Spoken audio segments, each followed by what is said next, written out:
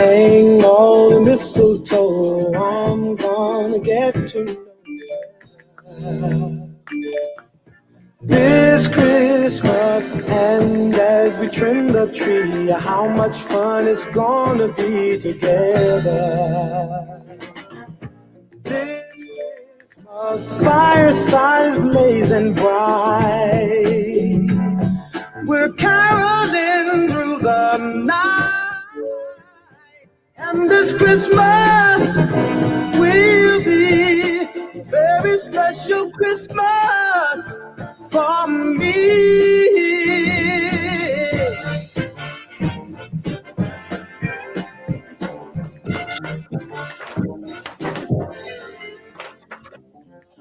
Presents and cards are here.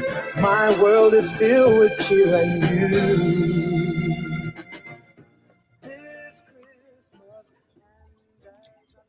All right. Well, hello. Thank you, everybody, for joining us.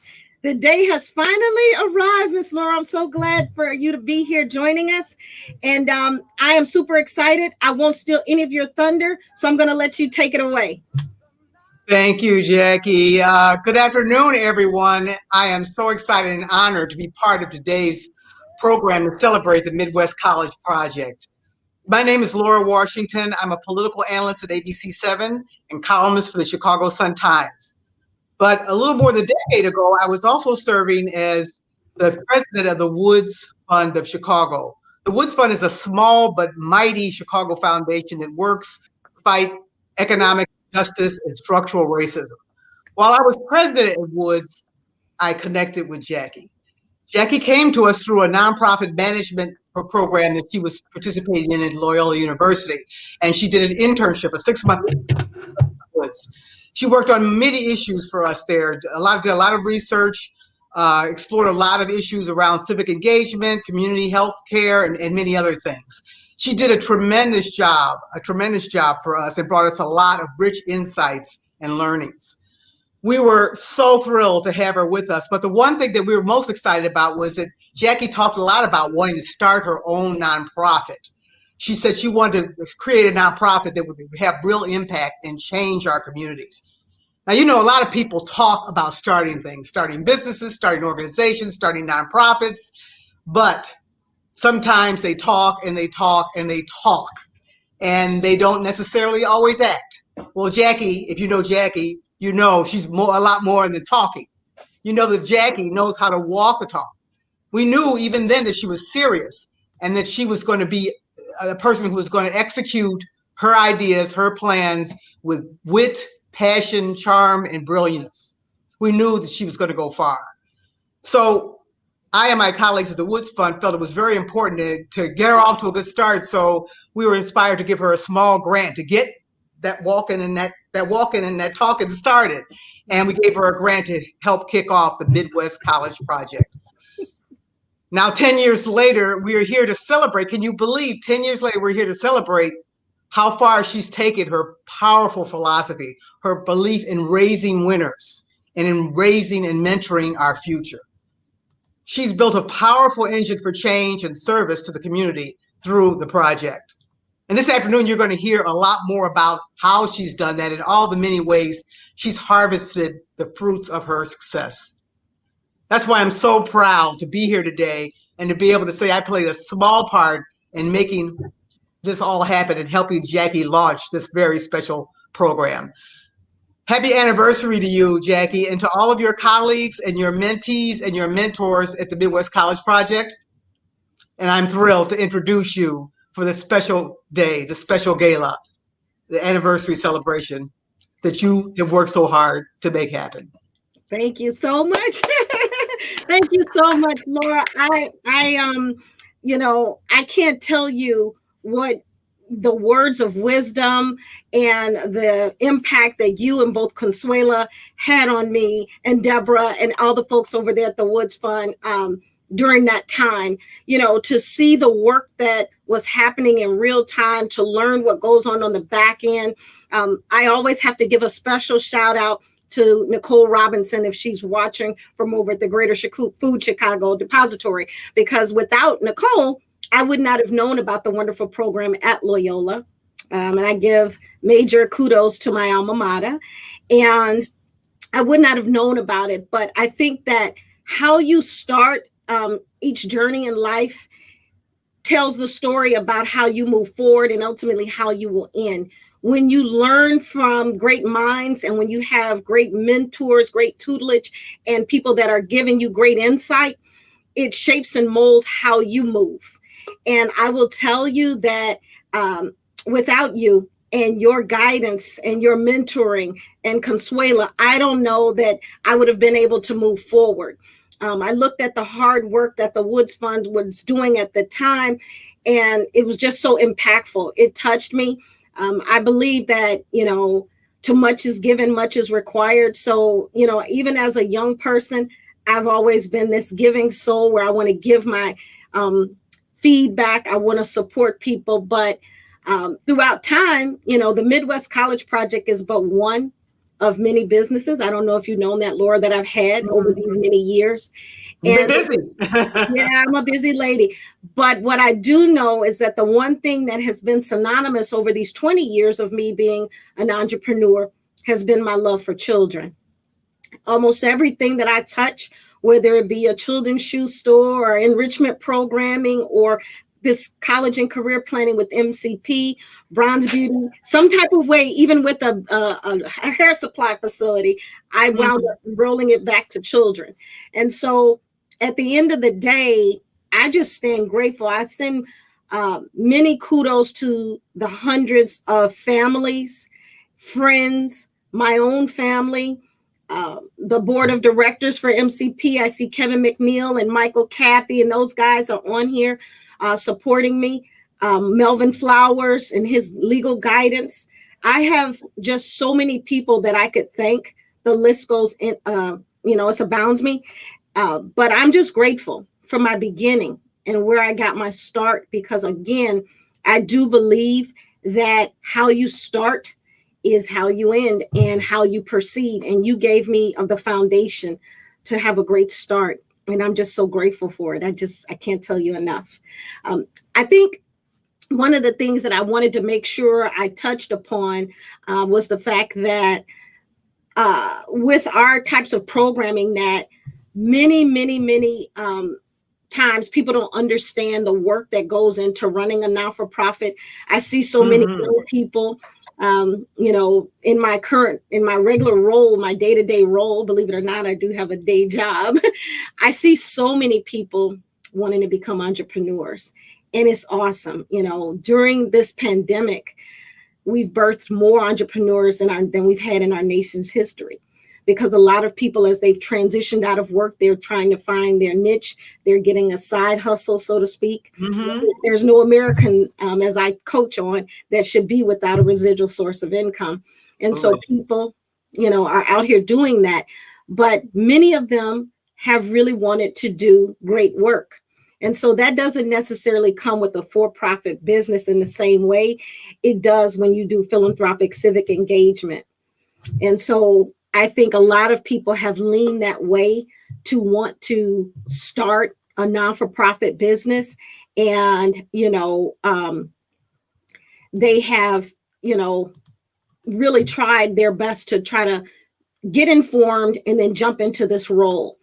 But it's that's a wonderful silver lining of this pandemic that we're living through every day.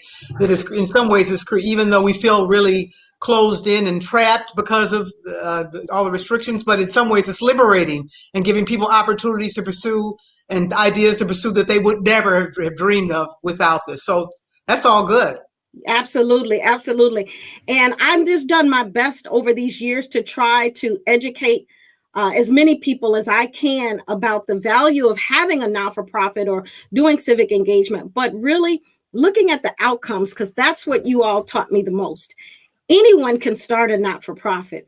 And I have to tell this quick story.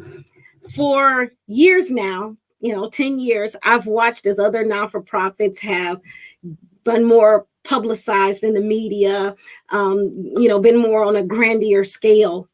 And what I've noticed is that those other organizations, either they may have a very, very strong board, which is very important, that can help kind of bring that to the forefront, or they've gotten engaged on a different level into some different avenues. And when I didn't see the notoriety, so to speak, the glamour, the glitz of, being on the news with what we're doing, I sometimes, digress for a second and thought to myself, well, am I doing enough, or am I not doing something right here?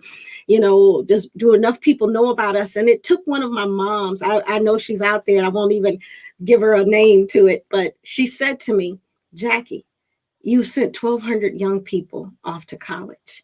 You are Mama Criddle. You have helped them prevent suicide, prevent many people from engaging in other aspects of life where, they didn't know, they lost direction. They thought about not going to college and decided to go to college, or help them reformulate careers. The list is endless. But at the end of the day, I realized in that moment in time that the bigger the organization doesn't mean that it's any better. It's the outcomes of the work that you do. And I have made it my goal to follow that guide that you gave me, that you set in place, of really looking at measurable outcomes. How many, not just how many people are graduating and going into college, but how many people get the degree, and then what they do afterwards. So outcomes is everything. And I challenge all young people or adults that are out here looking to start organizations like MCP, make sure you do your homework and measurement tools that look at your outcomes, because we all want to do great work, but we want to ensure that it has value. So, and if you're not measuring, if you don't know your impact, how do you know you're making an impact? And every organization has to evolve and change and grow. And again, you have to have ways of measuring that so that you can assess and then move forward. So you're absolutely right. The outcomes are everything. And if you're not, even if you don't know what you're doing and you don't know if you have an impact, then you shouldn't be in business. So I think you've got it absolutely right, and your work shows. Well, I'm grateful for it. I'm excited to be able to share just a tinge of what that great work looks like with some of our young mentees that are going to be joining us. But I thought before we get started and we jump right into today's event and all of our other speakers, that I might give some housekeeping, because I know that there are a number of people out there viewing, and I can see that even some of our judges, we've got the SBA in the back of the house, and a number of other people that have joined us. So I want to make sure, young people, MCP current cohort members, you should not be in live stream right now. Look on the group me. Remember, you are to join when it is time for your group to present. So look at the time that your group is presenting and wait for your group to be called. Judges that are judging the pitch competition, please look at the time when you should join the live stream. If you're in the studio in the back of the house, you should not be here right now. So I'm going to remove you from the screen and look at your time. There's an email that came out this morning. If you take a look at it, you guys will see. But I love the fact that you guys are on time. So I can't complain. I can't complain. I am so grateful. I think that when you got a lot of emails flowing and lots of information happening, it can get lost in the shuffle. And I have no complaints. What COVID and this pandemic has taught me, Laura, is to not sweat the small stuff. Absolutely, because it is small stuff. Life and engagement, making a difference, that's the big stuff. And you're already there with that. It's exciting. Everybody's already lined up. They can't wait to get into it. So that's all good. That's all good. I'm guessing that they have something to say, and I'm looking forward to hearing all that they have to say and all that they have to share. So what I'm going to do, as you plan and prepare to have your next level of conversation with us, I'm going to bring a few of those people into the studio that happened to be here earlier. So I'm going to get Jennifer to turn on her camera, and then we're going to start bringing a few folks in. Okay. How about it?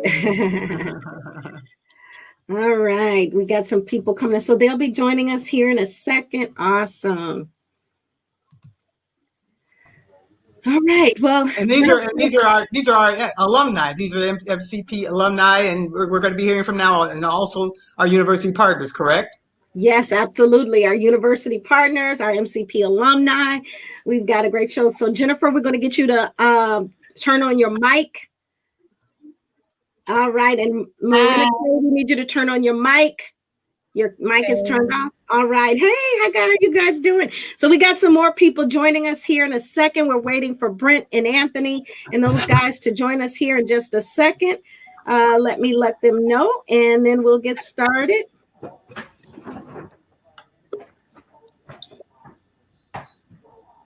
Okay. Everybody's looking good. You know, you've got a lot of experience working that laptop camera, don't you? Laptop or the iPhone or whatever you got handy. Yes. I have. When CPS started, when CPS and a number of the schools started this journey with remote learning, and the colleges and university partners, you'll likely hear from them. A lot of people called them and said, hey, what are you using? What are you doing? Because MCP, as they will tell you, we've been live streaming for, I don't know, guys, how long we've been doing this? We've been doing this a long time. You know, this is not new to us. So what I'm going to do is, since we've got all these different folks, Anthony, and they're to the stream. Nice. Oh, it's nice to see all of your lovely faces. All right, we're waiting on Peyton, and then we'll get started here in a second. Jackie, I just want to say thank you very much for including me in this really special day of yours. I'm going to slip out because I've got another deadline I've got to meet, but I'm going to catch you all later on Facebook. Congratulations to all of you, and have a blast. Enjoy the day. Congratulations. Thank you so much, Laura. Thank you. Thank you for joining us, and have a great day. You too. All right, and we're waiting for Miss Jade to join us. She's getting her audio hooked up. And how are you guys doing out there today? Great. Good. All right, let me. All right, and Jade. Jade's device is not hooked up, so let's get her a second. Technology. You didn't think I would be this good with technology, did you? After all my blunders over the years. All right. Well, I'm so glad to have you guys here with us today. Jade, we need your camera on, please. And everybody, I'm just thankful to have you here. I appreciate you guys for celebrating this monumentous occasion with us. It's just super exciting to have you here. But I guess without further ado, we'll kick it off with Anthony Harmon. Good morning or good afternoon. Hey, everybody. How you doing? Happy Sunday. You can hear me, right? You guys can hear me? We can. Okay, dope. Okay. How you doing? Yeah, so my name is Anthony Harmon. I am an MCP alumnus. I just graduated from Roosevelt University in 2019. I currently work at Blue Cross Blue Shield in the IT department. And as of January, I'm going to be starting my master's from DePaul University. So very excited about that. Basically, MCP, this is great that we're here for a 10-year anniversary. A lot of us got in on the ground level, and just a little background about myself. I was one of those kids who didn't necessarily want to go to college. I had no idea what I wanted to do, but Jackie kind of whipped us into shape and showed us a few universities, and everything turned around for me. So without her, I wouldn't have gotten my first internship. I wouldn't be in the career that I am now. I wouldn't have had the confidence to go get my master's next month. And on top of that too, I'm really into doing things on the entertainment side. And she also got me in tune with Lamont Rucker's agent. So we've been working on a few things too. So basically, if you put the work in for Jackie, she's going to put the work in for you. And, you know, she's a blessing to have. And now we're here. And this is 10 years. So I don't want to, it's probably too loud. But but I love you, Jackie. Thank you so much for everything. And it's just amazing that you got all these Black kids in college and we're really making something of ourselves. So here we are. Well, before you leave us, Anthony, I want to tell our viewing audience that's watching, because I think you have a special ingredient that many young people are looking to perfect and to have themselves. And I just want to make sure that everybody knows a little bit more about your story. So Anthony has always, for those of us like Peyton and that have known him since he was a little boy, I've known Anthony since he was in, 6, 7 years old, known you for a long time. And you've been gracing many stages with me as well as your brother over the years. And what I can tell you about Anthony and his brother is that they're fearless. They will go after whatever it is they want. If he says he's going to do it, he does it. So many times, my famous words that Kashmir knows, I say it all the time. Cassie, what is it? Stay ready so you don't have to get ready. Yes, we're always about staying ready. And I say that to you all the time, but Anthony embodies it better than any mentee I've ever had. Every opportunity that I put in front of him, if he's busy at work or at play or anything, he'll stop what he's doing and say, okay, I'll jump on for 5 minutes, or I'll come to your book signing. And each and every time he's done it, another opportunity presents itself for him. So I know that Lamont Rucker, his agent in that, the first thing she said is, I want to talk to him. I want to help him. Lamont loves the kind of mindset. And when he got on there, he made his mark. He asked a profound question, not any question. And so I commend you, Anthony.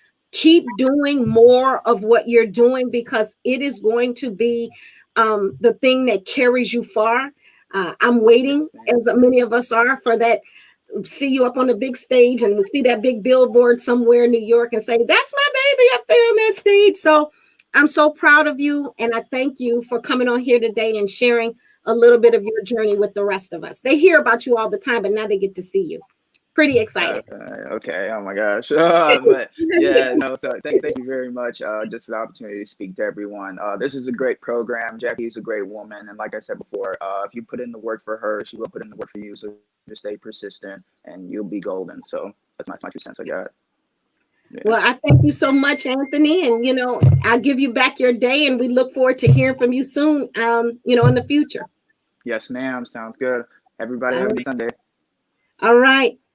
All right. Well, next up, we've got Peyton, and the joy just keeps on going. When I think about young people that have been with me for many, many years and have done some amazing things, I always think of Peyton. Peyton is like my niece. I call her my niece. She knows that. And we drive each other crazy as we most oftenly can. I will stay on her back and she will stay on mine, and she'll be complaining about, I don't want to do it. And I'm like, you're doing it, and I think all of the young people on here will know that many times they say, you don't do things for the sake of getting somebody to do something back. That doesn't apply to Mama Criddle, because if I do something, I'm going to be on you to, hey, much is given, much is required. Your time will come. And so Peyton knows that better than anybody, because her time is always, I'm always on Peyton. But Peyton, I'll let you go ahead and speak for yourself. Okay, well, good afternoon, everyone. I'm Peyton Richardson, and I graduated from the University of Illinois at Urbana-Champaign in May of 2019, and I'm currently a second-year dental student at Meharry Medical College. I'm pleased and honored to have the opportunity to speak with you all about Mrs. Criddle. I've been knowing her for a very, very long time, ever since I was a little girl, and I was a part of the first Midwest College Project cohort. She's provided me with continuous support throughout the years, especially with my dental school journey, whether that be with applications and helping me do mock interviews. She also provided me with a few contacts within the dental field that I can reach out to, just in terms of like navigating dental school options and any questions I had regarding the field. But yes, Mrs. Criddle, thank you so much for all you've done, and you continue to play an instrumental role in my success. So thank you. Yeah, she thought that she would be rid of me when she went away to college to U of I, and then when she went on. So I have to tell a little bit of kudos on everybody on here today. So Peyton is my first, and I say my first, but not my last, MCP medical student. She is the first one to be accepted into a medical program, and she has passed her first series of board exams. Was that what I saw? Was that correct? Yeah. I passed part one of my boards. Yeah, and so many, many people were preparing Peyton for this journey and giving her insight. But I probably am next to Peyton and next to Kim, her mother, and Quinn, her dad. I'm probably the most hyped up person, because I'm always like, what happened? What's going on next? What's going on next? So I'm so happy and so proud of you. I mean, to be the first, that's pretty darn awesome. 1,200 people, and you are my first medical student. So kudos to you, Peyton. Keep doing what you're doing. Love you much. And I'll be here to worry you for something else in the future. Thank you, Mrs. Criddle. Love you too. Love you too. Have a great one, Peyton. Well, who is next in this wonderful entourage of young, successful young adults? I've got Sierra, Miss Sierra. Sierra back in the studio. Sierra, let's see if we can get your visual on you. All right, Sierra. We'll go right ahead, Miss Sierra. I am so sorry. Wi-Fi is definitely acting up today, but thank you so much for having me. I am so honored to always do anything for MCP, for they have done so much for me. Mama Criddle has really broken me out of my shell, per se. There was definitely times where I was like, I don't know if I should put that in an essay, or I don't know if I should go there. And she was definitely the one to encourage me and say, go there.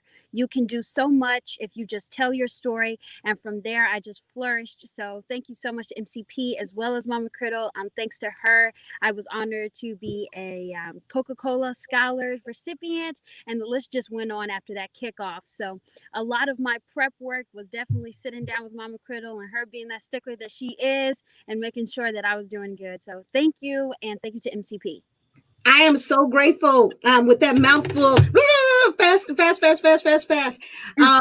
So I have to say, you know, Sierra represents, we talk about this in essay writing, the importance of having a, being able to tell your story. And so a lot of the times, you know, when you think about writing a good essay or whatever, we don't want people to have necessarily empathy for us. But then again, we do, right, Sierra? Yeah. Sometimes, you know, telling our story is hard. It can be challenging. Maybe it's a very personal journey that we don't want to share. But I encourage Sierra. She had written a phenomenal, well-written essay about being a videographer, photographer, theater, you know, type of camera woman. And I said, this is nice. It's well written, but no, it's not it. And I remember when I told her, I said, Sierra, tell your story. She was like, ooh, I don't know. Sierra is so modest. Since that time of telling her story, she has become the face of After School Matter. I won't even tell you how many zeros she has behind the number of scholarships that she attained. Not only that, but she got to, during the midst of a pandemic, to interview the phenomenal Alicia Keys, and the list goes on and on and on. And all of that came from Sierra's willingness to share her story, because it opened up to the world the phenomenal young woman that she is. So I'm very proud of you. I encourage you to continue to tell your story, to continue to believe in yourself. And I will say this last thing without getting too personal. My baby had a serious life-threatening health condition this past year with brain surgery and the like. And through it all, she came out with all A's. So when young people tell me that they can't do it and nothing is achievable, through brain surgery, she still got all A's. So I applaud you, Sierra. The sky is the limits. And I just love you. And don't start crying, because we won't have any of that today. I love you so much. I'm so excited. It's a sensitive topic, but I know, thank you're you. amazing, girl. You showed up. You did that. You overcame the health complication. You superseded your own expectations with grades. And, you know, God done put more on you than what you can handle. And you showed him. I got this. And I'm so proud of you. Thank you so much. I thank you for joining us. I appreciate y'all. Know I want to give you your day back because you're a busy lady. But I just thank you. I thank you for it. Thank you. Okay. Goodbye, you guys. Thank you. Goodbye. Sensitivity. So now my this story I have to lead into you, Brent, because I have to share this little journey. Many of the MCP families have heard this story. I don't know if you know I tell it, but most times when students join MCP, it's because your mom or your dad force-fed you and signed you up without your knowledge. Or either they told you, hey, you're going to do this and that's it, that's all. That's the story for most young people. But that wasn't the story for this one student. One day I got a phone call in the afternoon, and I picked up, and this man on the other line was proceeding to ask me, well, how does your program compare to Links? And how do you do this? And what resources do you have? And, what's your cost factors? And what would I get for this or that? I mean, the questions were endless. And I'm answering all the questions, and I'm going along saying what I have to say. And so I said, well, sir, what you can do is that a part of our philosophy here is that we embody the grow and go theory. And I try to encourage and advocate for young people to, speak out on their own and ask questions and get answers on their own. And so I said, so you can have your son give me a call at your leisure. You can just give him this number. He said, oh, no, ma'am, I am the son. And I said, oh, so right then and there, I knew I was dealing with something a little different, a little extra special. And Brent has become my extra special. So Brent, you can unmute your mic. Thank you, Ms. Criddle. That's a funny story. Yeah, my name is Brent White. I'm a current senior at Marquette University. My major is in business with a concentration in human resources. It goes back to what that was 2016, 2015. Yeah, 2015. Just being involved with MCP and getting in touch with Jackie and going through all like the meetings and stuff like that. I never forget just that first session when we all got together and her just going through, what a LinkedIn page is or how to make your LinkedIn profile stand out between others, your peers. And we're like 16 years old thinking like, what is all this? Why do we need to do this now? But I mean, just looking at it now has paved the way because I've been doing this longer than other people have that are in business. So it's just crazy that we were learning these skills at 15, 16 and how those have transpired to like our careers now. I know it has for me. Just getting involved in this Criddle, just being able to have opportunities with getting an internship with Chicago Public Schools and working with them for 2 years. And then ultimately getting my internship that I have now, just based off those skills from getting from MCP and Ms. Criddle. So I just want to say thank you for that and congrats on 10 years. Yeah. Brent's because of his great public speaking skills, my confidence level has always remained high in Brent. So when opportunities present themselves, I'm never really afraid to call upon Brent to be my forerunner like I am with Anthony or many of you all that are speaking here today. And so part of that has lended itself for Brent to have his early mentor engagement with our Lieutenant Governor, Juliana Stratton, and also Michelle Obama's brother. He got the opportunity to go up and meet the team there in Wisconsin and have a day in the back of the house. And so we are just grateful. More opportunities will abound you, Brent. I encourage you to keep that professionalism with you as you go throughout life. And what I will tell everybody about Brent is that he is not afraid to walk alone. And he and I talk about this all the time. When your friends make different moves, it's not right, it's not wrong, it's just different. But Brent's not afraid to do something a little different and not be judged by those that are doing something a different way. And I love that about you, Brent. And I think that's going to carry you far as you go through life. So I'm proud of you. It's off to you. And I'll be continuing to text and bug you like I always do, because that's what I do. I mean, I'll respond. It might be late, but I'll respond. I won't have it any other way because everybody on here knows what happened. When you don't respond, I come for you. So all love. All love. Well, thank you, Brent. I appreciate you. Thank you for no problem. I appreciate it. And I hope you have a wonderful rest of the day. And it looks like up next we have your fabulous colleague, Miss Jennifer Martin, which I love me, Miss Jennifer. How are you? I'm good. I love you too. She's finishing up her classes at Cornell. Jennifer attends Cornell University. She is a Posse scholar, and I am just elated for all the wonderful things that have happened with Jennifer. So, Jennifer, please share. Perfect. Yes. Thank you for the setup. Hi, everyone. So glad to be speaking today, especially about Miss Criddle because she deserves it so much. Like she said, I am now in my junior year at Cornell University, and I just attribute so much of me getting to where I am today to Miss Criddle and MCP and her programming. As you've heard before, she just puts so much into all of her students. And like Anthony said before, what you put into her, she'll put into you. And so, like, keeping us on track with everything. I was accepted as a Posse Scholar, as she said, and I really don't think I would have made it through that process without her help and her assistance and just her guidance and constantly, keeping all of us on track. And so even from them now, our relationship has transitioned into a partnership with my own nonprofit, Beauty and Brains, that I run with my sister. So blessed to have her as just a partner in that and constantly giving us resources, helping us through that process, which, is new, especially as I'm still in college. My sister's in her first year of medical school. And so I view Miss Criddle as just a lifelong friend and mentor. And I'm so grateful for all the help that she has given us. And so glad, so grateful to be a part of this. And you deserve this. So thank you. I thank you so much for those words. What I love most about these young people is that when they were little people, they were talking about all these aspirations and goals. And like Miss Washington said earlier, that it's one thing to talk about it, but it's another thing to be about it. And I know Jennifer and Janet, they always are talking about, we want to do this, we want an app, we want a non-for-profit, we want to rule the world. And this year they're ruling the world. I don't know if you guys saw, but they were featured on WGN just yesterday and the day before. They got a full home court press feature. They were talking about what Beauty and Brains has in store. And what I love is that, we can all use some self-empowerment.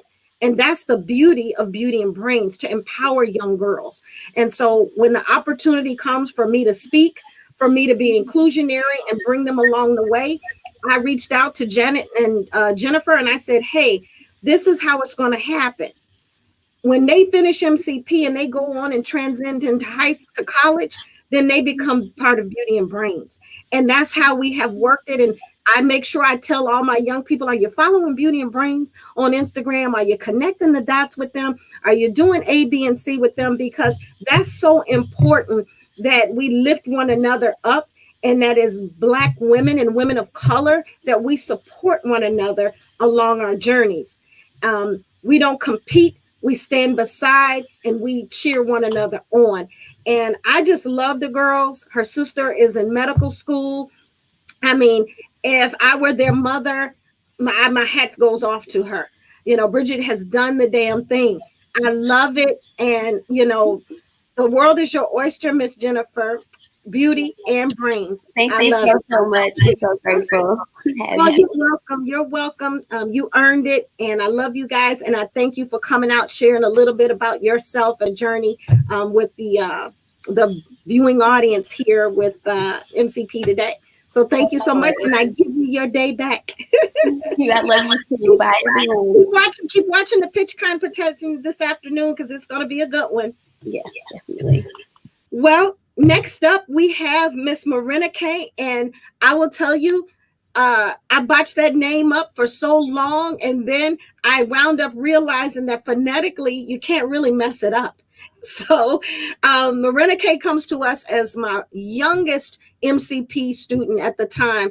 I remember her mother, Toby, calling and saying, hey, can she just do it, even though she's a new young one and she's younger than the rest of the kids? And I said, well, she's going to be in the program a whole 4 years, going along, because usually the student starts most times in their sophomore year. And Marina K said she was up for the challenge, and she came along for the ride for the full 4 years. So let them have it. Hi, everybody. I'm Marina K. Like she said, I'm currently a sophomore at Xavier University of Louisiana. My major is biology with a minor in chemistry and public health. MCP was one of the first, it exposed me to one of my first college tours, and many more after that, with the first one being Michigan State, with Michigan State also being one of my very first acceptances. Although it was my top choice and I ended up at Xavier, I wouldn't be where I was without her, without the letters of recommendation or the many drafts of a personal statement and stuff like that. Yeah. I think that, what I love about Marina K is that she is always open for things. Like a lot of young people, when they have something in mind and then they're forced to have to pivot for whatever reasons, good or bad or ugly. I know she's super happy with her choice. I'm a Xavierite. I'm not an alumni. Many people know that story. It's a heartfelt story of why I'm not alumni, but if I could be, I would. I think many of us know my transition of why I had to leave Xavier with my best friend in the world, having a transition life. But I will tell you that she always is up for the pivot. And she made that pivot from Michigan State to Xavier in New Orleans with grace, style, and has just showed up on that campus and showed out and got involved in everything that she could. But what touched my heart so much is when I tell you that MCP goes into beast mode, you really have joined an elite audience of young people being part of MCP. I don't say that lightly. I mean that because this year, Marina K is also one of my first.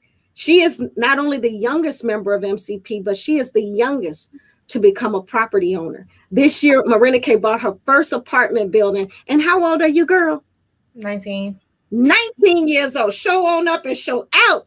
That's what I'm talking about. That's what we do at MCP. We don't just think about things we aspire to do. We go out and do them. And these young people, you all just feel me. Many a days I'll be here at home. What are you crying for? I'm like, I'm just thinking about all the kids doing all that stuff. All the time I'm reading about it. I'm seeing all the different things that they're doing. And you guys just feel me. And so I love that you are there doing this great work. I love you for it. And I'm so proud of you, Marina K. And I just encourage you to keep doing what you're doing. Thank you. Call on me whenever you need me. I'm only a phone call away. And I will come down there with Toby to New Orleans in a New York minute if need be. Okay. Thank you. Thank you, love. Have a wonderful day. You too. The goodness just keeps coming and coming and coming. We got Alicia Frequan. Alicia, go ahead and share your story because we got a good one, girl. A good Okay, well, first, I'm honored to be here to celebrate you and what you've done for MCP. But I want to say, after just sitting here and just listening to everybody's story, Ms. Critter, what I appreciate the most about you is that you have so many students and you sit here and build relationships with every single one of them. And I just love that. Like I don't know how you keep up with all of us. Like all of us do different stuff. I don't know how you keep up with everybody. But Michelle and MCP have been there for me literally since day one, from writing personal statements to applying to schools. I recently just graduated from the University of Kansas this past spring 2020. And Ms. Critter literally was able to help me land a position with Cook County State Attorney's Office. She really sat here for an hour on the phone with me, trying to help me do a mock interview. And she knows I'm super shy, so I don't sometimes know what to say. But Ms. Critter, I need to practice what I'm going to say and things like that. So she's literally the best person ever. And for me to have known her since 2015, 2016, she's just a really good life. Yeah, I love it. I love it. I know a lot of times with MCP, people come into this organization with their crew. And sometimes I hate it when they come with a crew. I normally will tell you all that. I'm like, oh my God, because I want you all, not that I don't love the crew, I want you to meet new people, engage with new people, and explore. And what I love about Alicia, although she is always true and in love with her crew, when her crew did different directions, she went her own pathway. And I kept up with her. She graduated early. She became a member of the illustrious Alpha Kappa Alpha sorority and joined me in Greek life. Sad to say she went that way, but we Greek love. And then she went on to pursue this amazing career. And when she told me, hey, there's this job, what do you think about it? I said, it's yours. I don't know if I got enough experience. I don't know. I said, it's yours. And she called me. She said, well, I don't know what to say. And we mock interviewed on the phone, like she said, for an hour. And then she kind of got dismayed. A little while passed. And she's like, well, I haven't heard anything. I guess I'm not going to get it. And many of the people that are on this thread that are watching know that the moment you got that text mail, you say, I got the job. I can't believe it. I got the job. I text everybody and I say, yep, I knew this. What I tell y'all, she was going to You literally told me, you said, don't worry, you got it. I know you got it. Once I put my magic sprinkles on you and you interview, that's what I do. So I knew that you were going to get it, but I knew that that's what you do. It's what you wanted. And when you find things in life that you want, you go after them with a vengeance. You put your all into it. You get a little support along the way. What I love is that you reach back and ask for the help. Yeah. And those that don't reach back are the ones that lose out. So I love you for it. I will continue to always be here to help you along your journeys. At some point in life, you guys will be starting your own families and doing your own things, and I'll be there to worry your babies. So I just thank you guys, and thank you for taking time out of your busy weekend to join us here today. I appreciate you so much. We appreciate you. Oh, thank you. Thank you so much. Thank you. Well, I have to always can't say I'm saving the best for last because I got my Jadey Poo on here, but my MCP alumni, because Jade has a different story to tell about her relationship with me. But Cassie, oh my gosh, tap, tap, tap. That's my baby. I love me some Cashmere Street. Cassie comes to me like many other kids that have come along the way. We are truly a grassroots kind of feeder organization where everybody knows I know everybody in the city. I know a lot of folks. Don't know how, don't know why, but I just do. And I went to school with one of your parents, but I've known your dad also forever. I've known both your parents forever. And when your mother comes and said, I need help. I don't know what to do, how to do it. And she doesn't know what she wants to do. I said, oh, yes, she does. I said, we're just going to find it and pull it out of there. And that's what we did. So Cassie, tell your story. Okay, well, hello. My name is Cashmere Street. I'm a junior strategic communications major, leadership studies minor, and I attend Hampton University. And first, I should just say that Mrs. Criddle has truly been an outstanding person in my life. I would have to say she was the first person to really pour into me and really teach me what that meant to kind of be a mentor and just so much. I appreciate her so much. I can't even express it. But I go to Hampton and I wanted to be Oprah my whole life. I thought I wanted to be a journalist. So I don't know what I was doing, which is fine. I still love journalism. But now, like, I want to go to law school. And so she's been directing me and stuff like that. She's been helping me make connects. And even when, like, because I still love marketing, I still love PR. She helped me get my first internship at True Star when I was in high school. I thought I was so cool leaving high school. Everybody's like, oh, I have soccer practice. I'm like, oh, I'm going to my internship downtown. You know, so Mrs. Criddle had me saying stuff like that when I was 15. So I just really just commend Miss Criddle for everything that she's done for me, my brother, my family. She's always been there for me since IJP, you know, just so young, but also knowing that there's a path for me and pulling me out of my shyness, like Jen, I've met so many amazing lifelong friends through this program. And even at Hampton, I'll be walking around. I'm like, oh, we were in MCP together. Oh my gosh. So it's just so fun. And I'm just so blessed to be a part of this program. Well, Cassie, I have to ask you to tell a little bit of insight, especially since we got UK in the building, and that one of the things that everybody loves most about MCP, I would say 99% of all these 1,200 people have spent the night at my house at some point in time. Yeah. They're not. Andre, my husband, probably is like, oh my God, this is insane. Why are all these kids here? Everybody has spent the night, but the kids have not had, due to this pandemic, they haven't had something that you've had. They have not got to college tour. And college touring for us is the best icing on the cake for MCP because it's where we act a complete fool and have so much fun. Yeah, it's insane. Yeah. The moments. No, it's so fun. I've been on about 3 of Miss Criddle's college tours, literally the time of my life. The first one I would have to say was the best one. I was so young. I really didn't know that many people, but the people who I was sharing the room with made it the best. And now, like, I'm at Hampton with some of them. Now I'm like, remember when we were roommates? And now, like, we're friends at Hampton. So it's just so fun, like singing songs to the top of your lungs on the bus.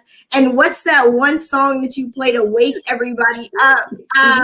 So I should have played it today. I don't know why, but I'm going to have, now that you brought it up, I'm going to have to play it. So give me 2 seconds. Let me give them a little bit of a taste of MCP magic real fast. Everybody, you're not in part of MCP family if you have not had Mama Criddle play this song for you. So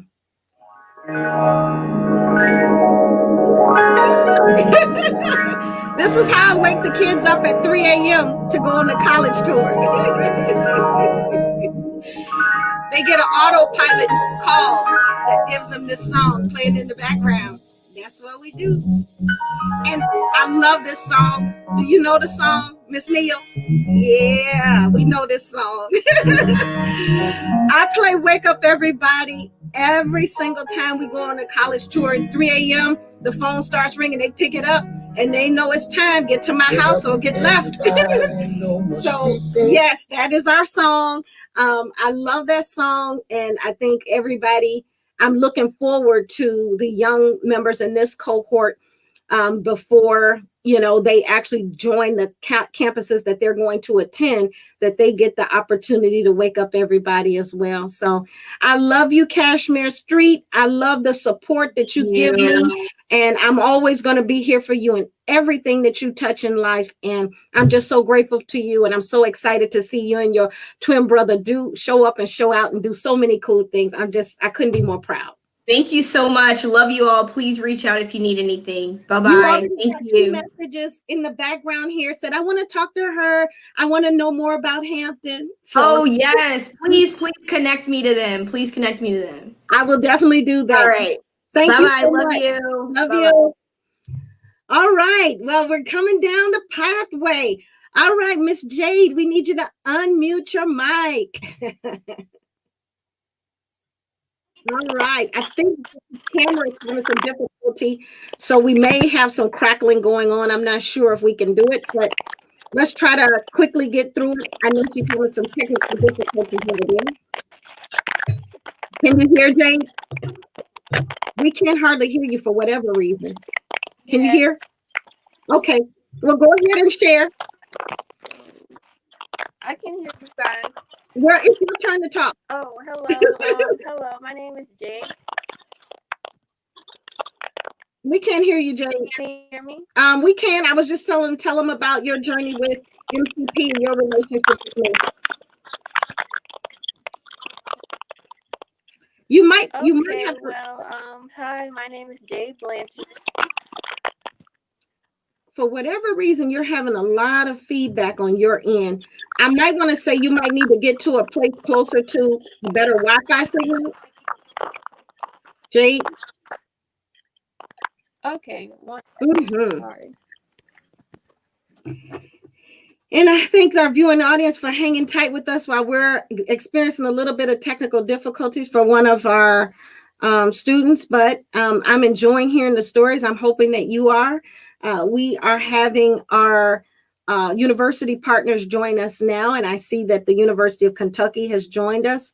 Mizzou should be joining us here momentarily, and I'm just looking forward to partnering and hearing what they have to share and all the good insights. So just hang tight for a minute as we try to get everybody on the line. Okay, so it looks like she had to step out. Miss Neal, if you want to unmute, you can, and we can go ahead and chat with you for a bit while we wait on her, because order doesn't matter. We're flexing and able to pivot. So yes, ma'am. Yay. So I have to do introductions. So ideally, we've got a little man in the background, and that's okay, because that's part of the essence of being organic and real. And we don't want this to be a stuffy, not real environment. It's what life is about. You're a real mom and a real soror also. So that's good stuff. All right. So we got your colleague here from Mizzou in the building. So we're getting and having some of our university partners join us for this particular segment. And really what I want to do, I'm going to mute you for a second while I share, and then we can turn it back on. So what we're doing now is we're just sharing a little bit about from our university partners. One of the things that I did early on was that I designed med school curriculum for a period of 4 or 5 years. And as I was down on these college campuses working with the different M1 and M2 faculty and staff and the nursing programs and that, one of the things that I realized is that a lot of the students that would come to these programs still had a lot of unanswered questions and were still very unsure about a lot of how to navigate the process. And they needed to do it much earlier. Waiting to senior year is a no-go.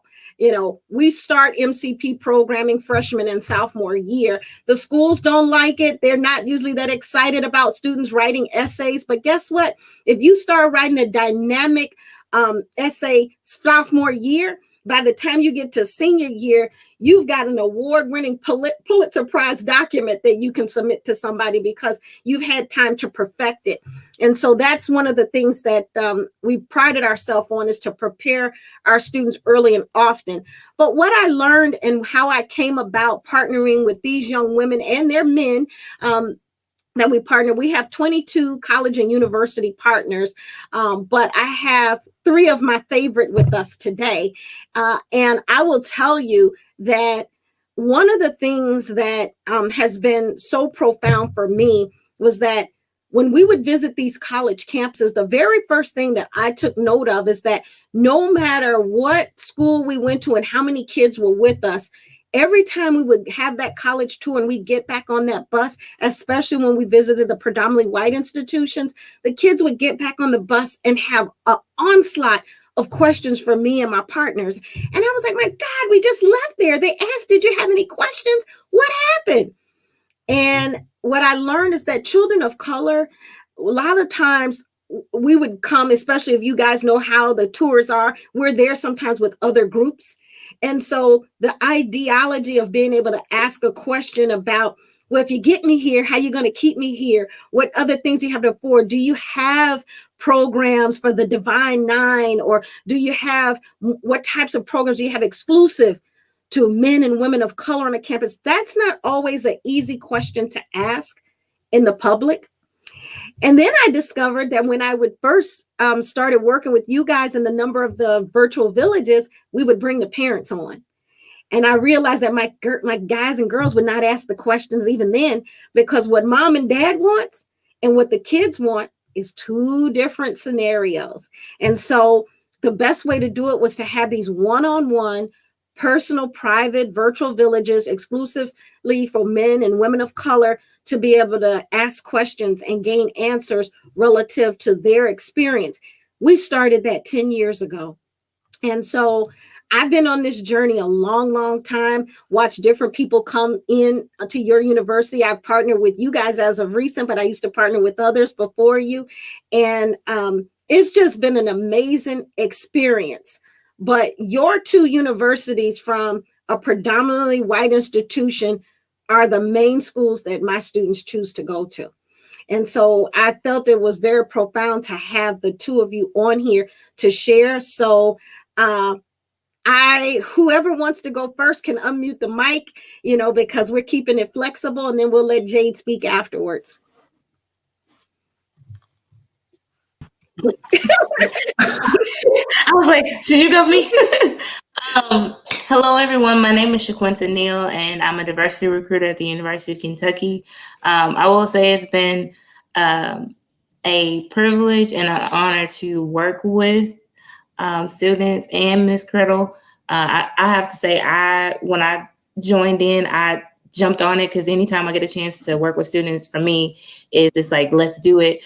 But once I went on the first call with the students and the questions, I was just like, wow, this is awesome. And I will say that MCP definitely put me on my toes for a lot of things as far as doing this virtual, the presentations, because I had no idea that would become my norm. And so I do thank Ms. Criddle for that, because it definitely helped me to prepare for that as we were trying to, learn everything with, I always tell my students that I'm in the COVID era. That I'm learning, and it's just been awesome. So I definitely congratulate you on 10 years of amazing service and just amazing achievement. And to hear these stories from the students, because I actually was listening, I was like, wow, this is pretty awesome to see, you know, how it's impacted students' lives and the ways that they're able to not only grow and reach their goals, but also reach back and do the same. So you're definitely teaching students to have that servant's heart and that servant's mentality. And that's, you know, that's the key, having a servant's heart and leadership, being able to go out in your community and just do great things and keep that momentum and just inspiring people. So I commend you, and I'm so excited that I've been able to make this connection and help it to grow. And if you all need anything from me, I'm here. Miss Criddle has my info. And Miss Criddle, I love you and thank you. You're welcome and thank you. You got lots of guys and girls coming your way for the two of you. So I'm super excited about it and I love you lots. Back to that little sweet potato. Tell him Merry Christmas, Happy New Year, and all that good stuff. And thank you for joining us. I can't see him. I got to hold him up so I can see. I would, but we are not camera presentable at the moment. His hair looks a mess. I was like, oh no, this is recorded. That may be back. Well, thank you so much. You want to say hi? Say hello. He says hello. I love it. Thank you, baby. All right. Bye. Thank you so much. Bye-bye. Well, so how do we want to Chukas? There we go. Yes. Your name. You know, well, everybody that's looking at it, they probably don't even guess how you pronounce it. So we probably got a bunch of pronunciations going on, but to let you all know, I'm Maria Chukas. I am a Chicago-based regional representative for Mizzou, or the University of Missouri. So I just want to say thank you. Firstly, thank you and congratulations. 10 years is amazing. Not everyone makes it to 10 years, and I think that just goes to show the amount of work and the dedication that you're putting into making sure that these students have an amazing, safe place and support system. Just a thank you to you, first of all. For those of you who aren't familiar with Mizzou, we are located in Columbia, Missouri, which is right in the middle of the state between St. Louis and Kansas City. And we are the largest university in the state with over 30,000 students. But I'm really proud to say, especially being a Chicago native myself, that Illinois, especially the Chicagoland area, is actually our biggest out-of-state feeder. And so I think that really goes to show, like, when students come to campus, they get a piece of home with them, but also create their own home away from home on our campus. Personally, for me, like, one of the places I found that support system was through social justice centers. So like the BCC, which is the Black Culture Center, and that's home to, which is the Legion of Black Collegians and the Black student government on a college campus in the country. So it just means a lot to like attend a university and like get prepared to attend a school where you know that you're going to truly find your voice and enhance your leadership skills. And I think that MCP does a great job of preparing students for that because, like Ms. Criddle said earlier, like they're not new to this virtual experience. Like this isn't something they're new to. They're true to this. So even though I haven't met these scholars in person, like just from my virtual interactions with them, I can tell how much they're prepared for the world ahead of them. Like it's a joy for me to hear that over 320 students from MCP have attended Mizzou over these years. And I think that their matriculation and that their success is exemplified, honestly, all across campus. Some of you may not know that this past year, Mizzou celebrated our highest retention rate in our history, and also a 92% successful career outcomes rate. So students are not just coming to campus, like Ms. Criddle said, like it's not just about getting there, it's not just about starting, but it's about what does it look like as you go through it? What does it look like as you complete it? What do you have for you when you're done? And so they're finding that success, and they have these amazing programs that are preparing them of how do you use the resources that are available to you? How do you ask those hard questions? How do you find those resources if you're struggling? And I think Ms. Criddle and MCP are just doing a phenomenal job of helping to close any of those gaps and spread any of that awareness that students may need as they enter this time. So a huge thank you to you for that. Similarly to the representative before me, I'm happy to talk to any students. I'm happy to point them in the direction of any departments or virtual events. We are doing on-campus visits, so we're happy to welcome them onto campus. But I just want to that it's an honor to be a partner with you all. It's an honor to work with you and your students each and every year. And we're just happy to be a part of today's celebration and wishing you all the best and multiple more decades to come with MCP, and just can't wait to see the greatness that's ahead of for all of you. So thank you for having us, and wish you all the best. Well, I got to give you this last piece of kudos. I will tell you that Patrick and Michigan State were my very first university partners. When I started this journey, I wasn't quite sure about how to go out and build these relationships, and WashU and all these different schools jumped right in the wagon and supported me along this journey. And that year, as predominantly white institutions across America got the kind of like the Black Lives Matter vibe back then, you guys showed up in a real way for my kids. You gave them great comfort. Patrick nurtured my young people as they came down. He treated them to lunch, and he really made them feel like home. And he took all of those stereotypical myths out of the air for them and made Mizzou home for them, and allowed for them to be able to graduate and navigate that landscape with great pride, without any fear of retribution or concerns. And he did that, and I will be forever grateful, because we're in a unique time and space in America. And we have that support system, and we know that we can send our young people off and not have to worry about them senselessly while they're there.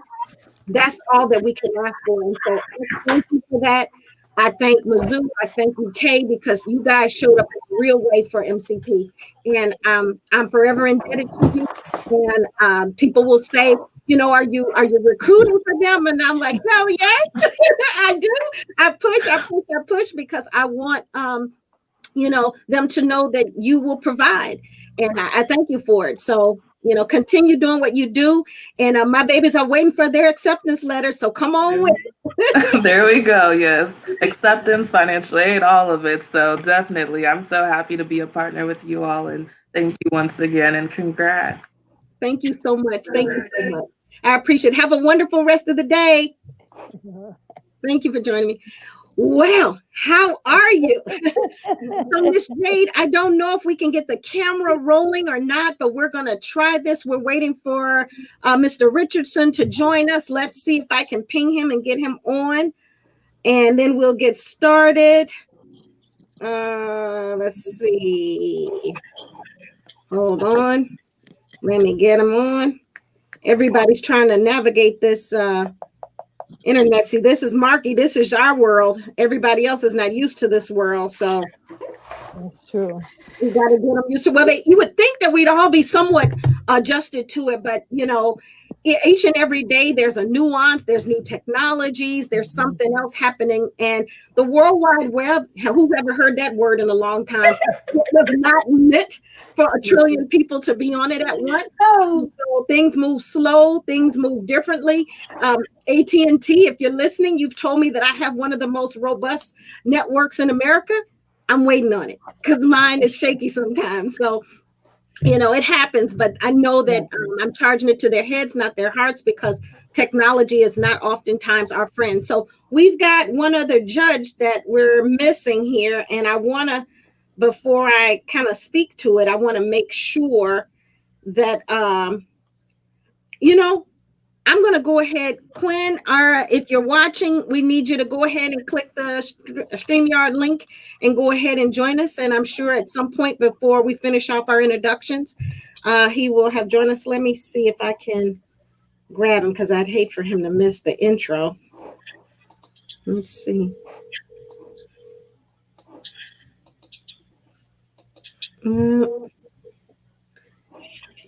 Click the link and join now. The judges are on. Click the link to join. The judges are on.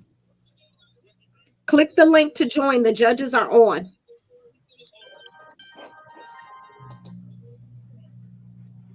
Click the link. The judges are on. We're introducing you now. You just click the StreamYard link. That's it. All right. See you soon. Technology. While we wait for our judges, to our last judge to join us, I'm going to ask my intern, Jade, if your camera is not working well, let me have you mute your mic and just share with them who you are and about your relationship with MCP. Hello, everyone. My camera isn't working at the moment, so I just put a little picture there. But my name is Jade Blanchard. I am currently a freshman marketing major at Howard University. And I met Miss Jackie during the Miss Bronze Beautiful annual contest that she was holding. It was like my summer leading into my senior year.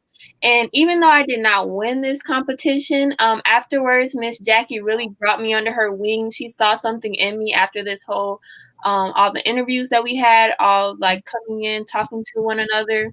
And after that, she made me her brand ambassador for Bronze Beauty. And now I currently am a marketing intern for her. And she really gave me my first opportunity to really look into the marketing world and really get those real world experiences that a lot of freshmen don't have yet.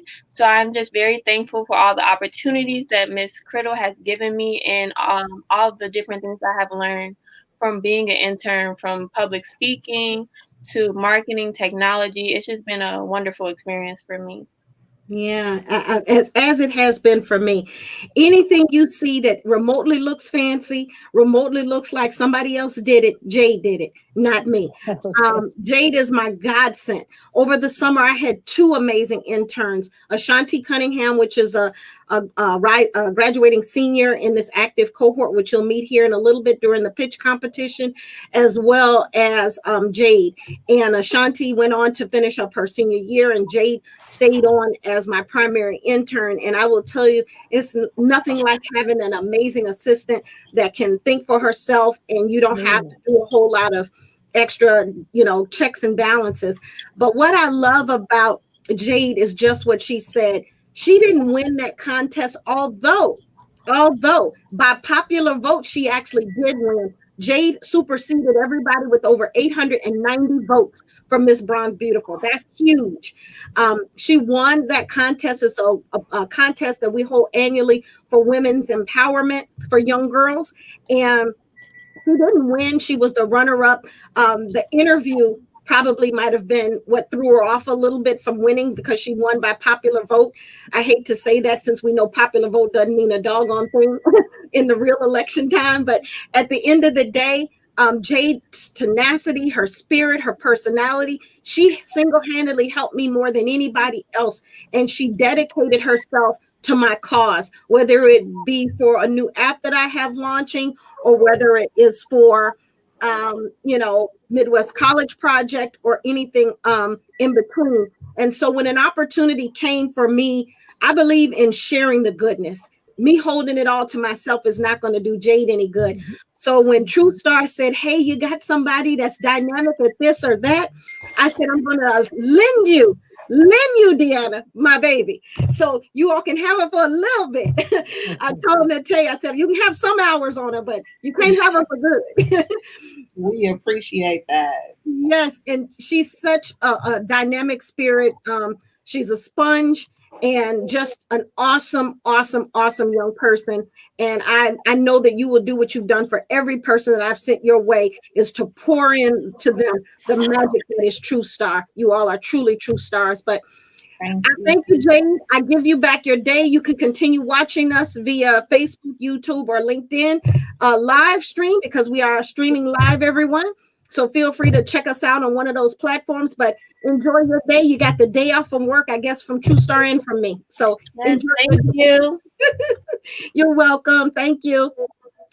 Well, now, everybody, the time has come. It is 3:11. I'm sticking pretty close to my schedule, so I'm pretty excited about that. As with any event that we have, a lot of times what we try to do is we try to find opportunities where we can help our young people grow. So as I mentioned, and I know Ms. Shelton probably can speak to this better than I can, during this pandemic, I'm an executive career coach. And so I work with some of the world's foremost companies and corporate Fortune 500s in America. And as we see these millions of people transitioning out of work, I think the figure that's out there is what, 23 million people are transitioned out of work. It's a staggering number. It's quite frankly, it's very hard to even speak of. But at the end of the day, many people have begun to really take hold and set some things up where they are prepared to have a side hustle or navigate and pivot in a way that they can create opportunity for themselves. And part of that has become through entrepreneurship. Every young person that I meet, their first mindset, even before they think about college nowadays, is I want to run my own company. I want to be my own boss. Everybody says that, right? As Marky laughs, I want to do it my own way. She probably for sure was one of those people, for sure.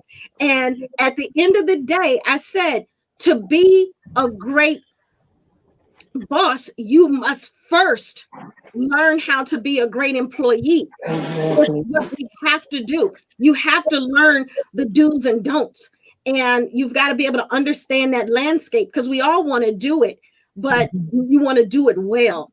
You want to do it the right way. And so we decided to have a young entrepreneurship contest. We've had two, one on a smaller scale. We start at the beginning of the year with one, and then we conclude our end of year with another one so that we can see the growth between them. And I can tell you they have grown.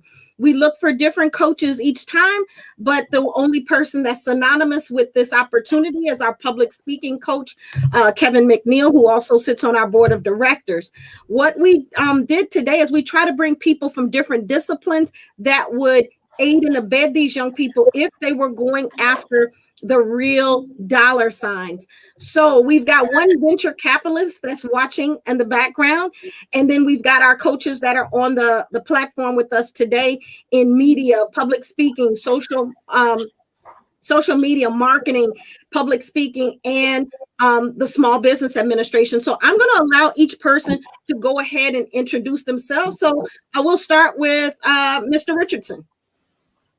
Yes, good afternoon, everyone, and thank you, Jackie. I'm sorry I was having some technical difficulties, but I'm in commercial banking, Quinn Richardson with Bank of America here in Chicago, supporting middle to upper middle market companies with financing and capital solutions, be it clients and prospects, and also assisting them with mergers, acquisitions, and international growth. So I've been in banking for about 30 plus years. And I'm looking forward to participating, Jackie. All right. And Quinn is also the father of my very first and only medical student, Peyton Richardson. So kudos to him for doing a hell of a job in raising a winner. I applaud you and Kim for that. Great job. And so who wants to go next? Mark, you got the mic off, so the mic's on you. What's going on? I'm your girl, Marky Lemons-Rao, real estate keynote speaker and international best-selling author. I was born and raised a Chicago entrepreneur. I am elated to be a fifth-generation entrepreneur, but you are absolutely right, Jackie. I had to be a good employee at Limbs before I was able to have my first business. And I got my first business as a result of asking for too many pair of designer jeans. And I've been gainfully self-employed now since the tender age of 10. I teach realtors how to earn up to a 2,682% return on their marketing dollar, leveraging social media and technology. Love it. Wonderful. And the best part about Marky is that she is a part of the illustrious Delta Sigma Theta Sorority Incorporated. So, who's next? I'll go next. I'm Phyllis Shelton. I am an economic development specialist for the U.S. Small Business Administration. I actively engage in marketing all SBA's programs and services through outreach. I give training and education to faith-based and community organizations. I do schools, if they let me, when they let me. Okay, I'm in schools when they contact me. Then I answer. And I work hard at maintaining and creating all these collaborative alliances that I have. I have so many. And that's how I met Miss Criddle. Okay. And we've been friends ever since. So So that's who I am and what I do. And as you all know, the U.S. Small Business Administration answers. We have a plethora, I say, of resources all throughout the state of Illinois. And so we get thousands of questions a week, especially now since we were doing the PPP and the EIDL loans, and now they're talking about a second one. So just pray for us. That's all I can say in that respect. Okay. We will definitely keep praying for you. You're doing some great work over there. I actually, fun story, Phyllis. The way that I started my very first business was that I went to an event and I actually won a scholarship for the Small Business Administration workshop to get certified to small business training. And that launched me into my entrepreneurial career as a little bit like Marky. We started young. We were tweens when we started this thing. So we've been doing this a long time. So very exciting to have you as part of our journey. I'm glad to be here. My pleasure. Same here. Miss Deanna, you want to go next? Absolutely. Good afternoon, everyone. It's a pleasure to be here with you all today. And thank you, Jackie, for always just supporting TrueStar. I am the co-founder and executive director of TrueStar Media, which is a media company and digital agency led by youth. Through on-the-job training programs, young people collaborate to learn how to produce their own media. We produce a variety from written articles to podcasts to different campaigns, videos, digital content, social media. And our advanced students actually work on client projects. So we've done projects for the U.S. Census, Divi, Luster's Pink Kids. So it's really about leveraging the digital instincts of young people who were born with the technology and who are extremely digital savvy, but leveraging it in a way that benefits them in their careers. And many of our students leave and become entrepreneurs in their own right. We've had the pleasure to work with Kayla Criddle for several years in our program since high school. So she is a TrueStar alumni. We're really proud of her. So yeah, that's TrueStar. Thank you for having me. Yeah, and I have to give you a plug. TrueStar made my baby famous because I remember, Deanna, at some point I tell the kids this story about how you called and you said, hey, the Chicago White Sox is trying to do this first ever student journalist. And I told him, I said, hey, Kayla, that sounds like Kayla, and she's right over there at De La Salle. And I remember, this is so funny that I tell the kids this all the time, the importance of staying ready. I remember I fought like hell for Kayla to have a voicemail on her cell phone. And she's like, not voicemail. None of the kids do that. Because what do kids do? They text. They don't do voicemail. They don't pick up the phone. And I remember that when that young woman called from the Chicago White Sox and she got Kayla's voicemail, she was enamored by the way Kayla conducted herself just in the voicemail. And Kayla went on to be the first ever junior student journalist for the Chicago White Sox, then to do work at Leo Burnett with you as a vision intern. And the list goes on and on. And so I thank you. I applaud you for the great work that you have done. And I will continue to support each and everything that you all do, every which way but loose. I'm so excited for you. I really appreciate you. Thank you. You're welcome. And so we had one of our, he left us. I guess he may be popping back in. So Kevin, your mic's on mute. You're on mute. Let me see. I might get to unmute you. It's right above your picture. There's a little where your microphone is. Take the check off of your microphone.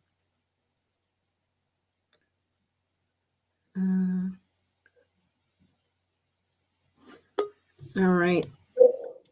Kevin, you still working on it? See where I see it. I don't know if it's the same place you would see it. Marky, you know where it's at? It's at the bottom center of the screen. Bottom center. Mm-hmm. Far left-hand side. It says you'd have to hit the unmute. So go straight down under your picture. Actually, it's right up under your picture if you're still in the center. And it's a toolbar. It says it has your microphone, camera, screen share. I see. Yep. Okay, there you go.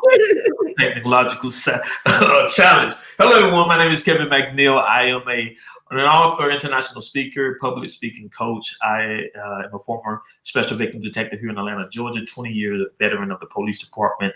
And I'm the owner of the 12 Project, an organization which I created to educate the world on the effects of abuse and trauma. And I'm also the creator of the blog Trauma Kings, teaching young men and boys how to overcome their adverse childhood experiences so they can be kings.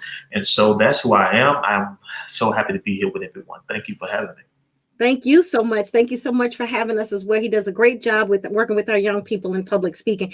And last but not least, my maiden namesake, Ashton Clark, has joined the building. He is the owner of the wonderful platform that we use to engage our immediate audience in engaging in this platform. And so I'll let him tell you more about it. And Ashton, go ahead. Afternoon, everyone. Thanks for having me. Today's my tennis day. I play tennis with my mother and my brother and my sister usually, so just got done doing that, but glad I could join you. So I am the CEO and co-founder of Ticket Falcon. Ticket Falcon is a Black-owned event management and ticketing platform that provides instant payouts to our organizers. So we work with a lot of organizations across the country, helping them to save money and raising money for their organizations online.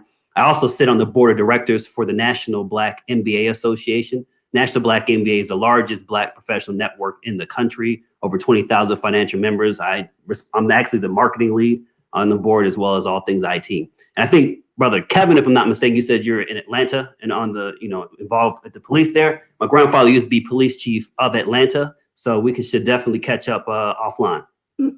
I love it. I love it. I love the Clark family. That's a dynamic family over there. They always are supporting me in every venture that we have. And for those of you, no plug intended, but if you're using Eventbrite and you're a person of color, I just want to reel all my people over to Ticket Falcon because it's a time where we want to uplift one another. We want to support our own in as many ways as possible. And so Ticket Falcon is amazing and the fees are better. Everything about it is better for me, not to mention that Ashton is the owner of it. So we love it.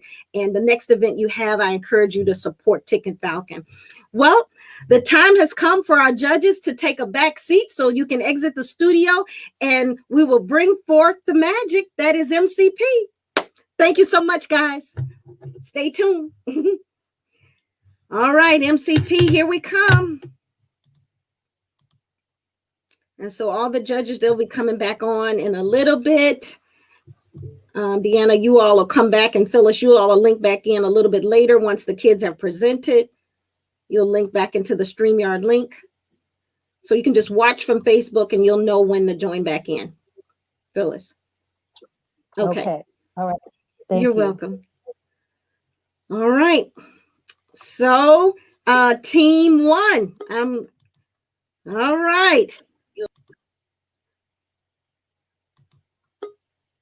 Okay. So is that everybody? No, we got one more. Team one. Okay, so I got a little backlash. Hold on. All right, so let's give a little, while you all breathe, get yourselves ready. I'm going to give us a little happy space music.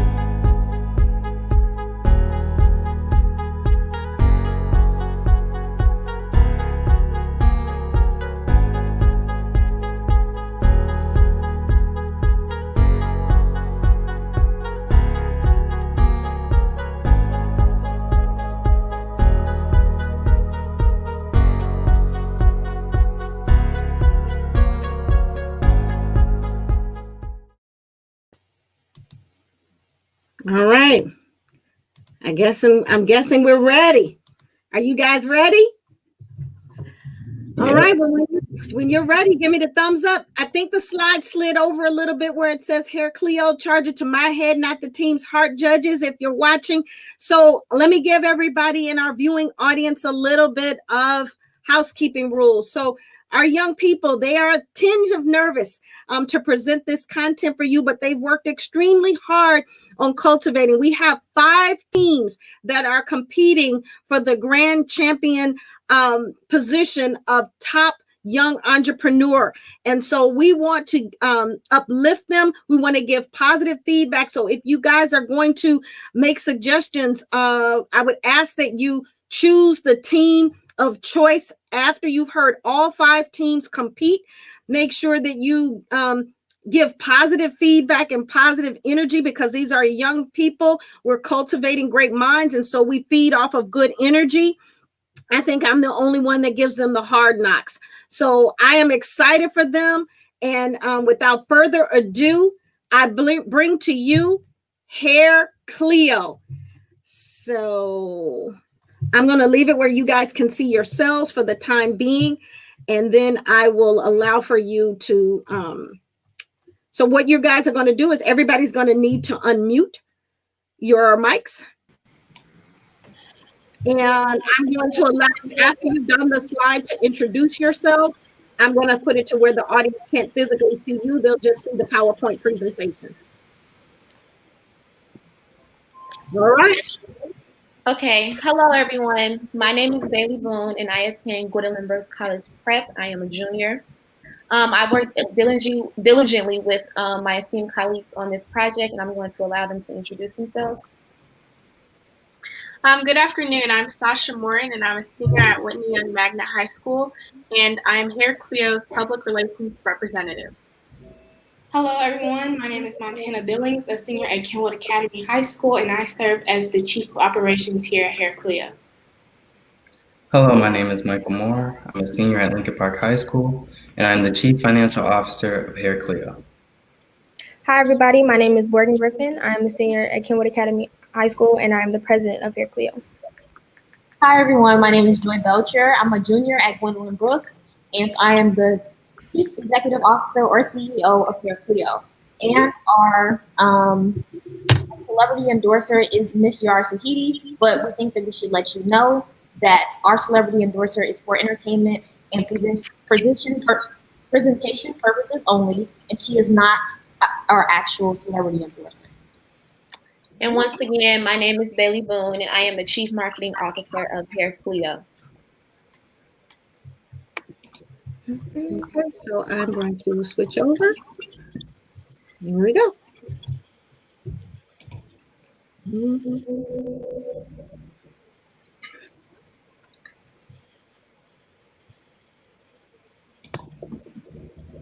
Okay, so Hair Cleo is an LLC that cares about the community while creating inexpensive yet effective hair products for all hair types. We also donate a profit toward deserving organizations such as Breast Cancer Research Fund or the Chicago Coalition for the Homeless. Why did Hair Cleo begin, you ask? Well, although there are many natural companies and products, many of those products are not geared toward type 4 hair. For a long time, personally, I've been struggling to find a way to love my natural hair. The products I was previously using were eating my hair nutrients instead of feeding my hair. I wanted products that would help strengthen my confidence and my hair. So we decided to start Hair Cleo to bridge that gap and make hair products for every hair type, men and women alike. We believe that all hair is good hair and everyone deserves shiny, silky, and beautiful hair.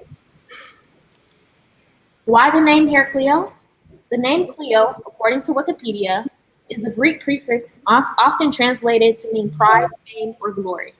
At Hair Cleo, we believe that your hair is a part of your pride and all hair is indeed glorious. That's why we chose the name Hair Cleo.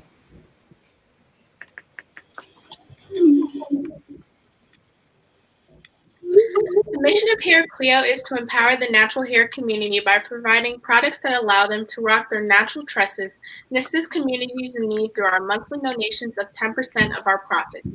We pride ourselves in our love for our communities and our morals that align us with always giving back and helping those who are less fortunate. Some of the profits we've given back to include Prevent Child Abuse America, Chicago Coalition for the Homeless, Girl Effect, Dreams for Kids, Constitutional Rights Foundation Chicago, the National Breast Cancer Coalition, and we've donated over $50,000 to these deserving foundations. Our target audience here is both men and women between the ages of 15 and 34, being millennials and Gen Zers who live in America. However, we plan on branching out in the next coming months and years. The bulk of our marketing is on social media platforms such as Instagram, Twitter, and TikTok, because those platforms are where millennial and Gen Z consumers are. Advertisements on TV and YouTube will come second, because 70% of millennials watch TV daily, and Gen Zers spend 37% of their time watching TV as well. The last of our marketing will go into billboards to catch the attention of not only our target audience, but anyone interested in hair care. Some of our competitors are Miele Organics, Camille Rose, and Shea Moisture. However, they use harsh chemicals like alcohol and sulfates that can be damaging to the hair. We use natural ingredients that are healthy for the hair and give it moisture and the definition that it promises.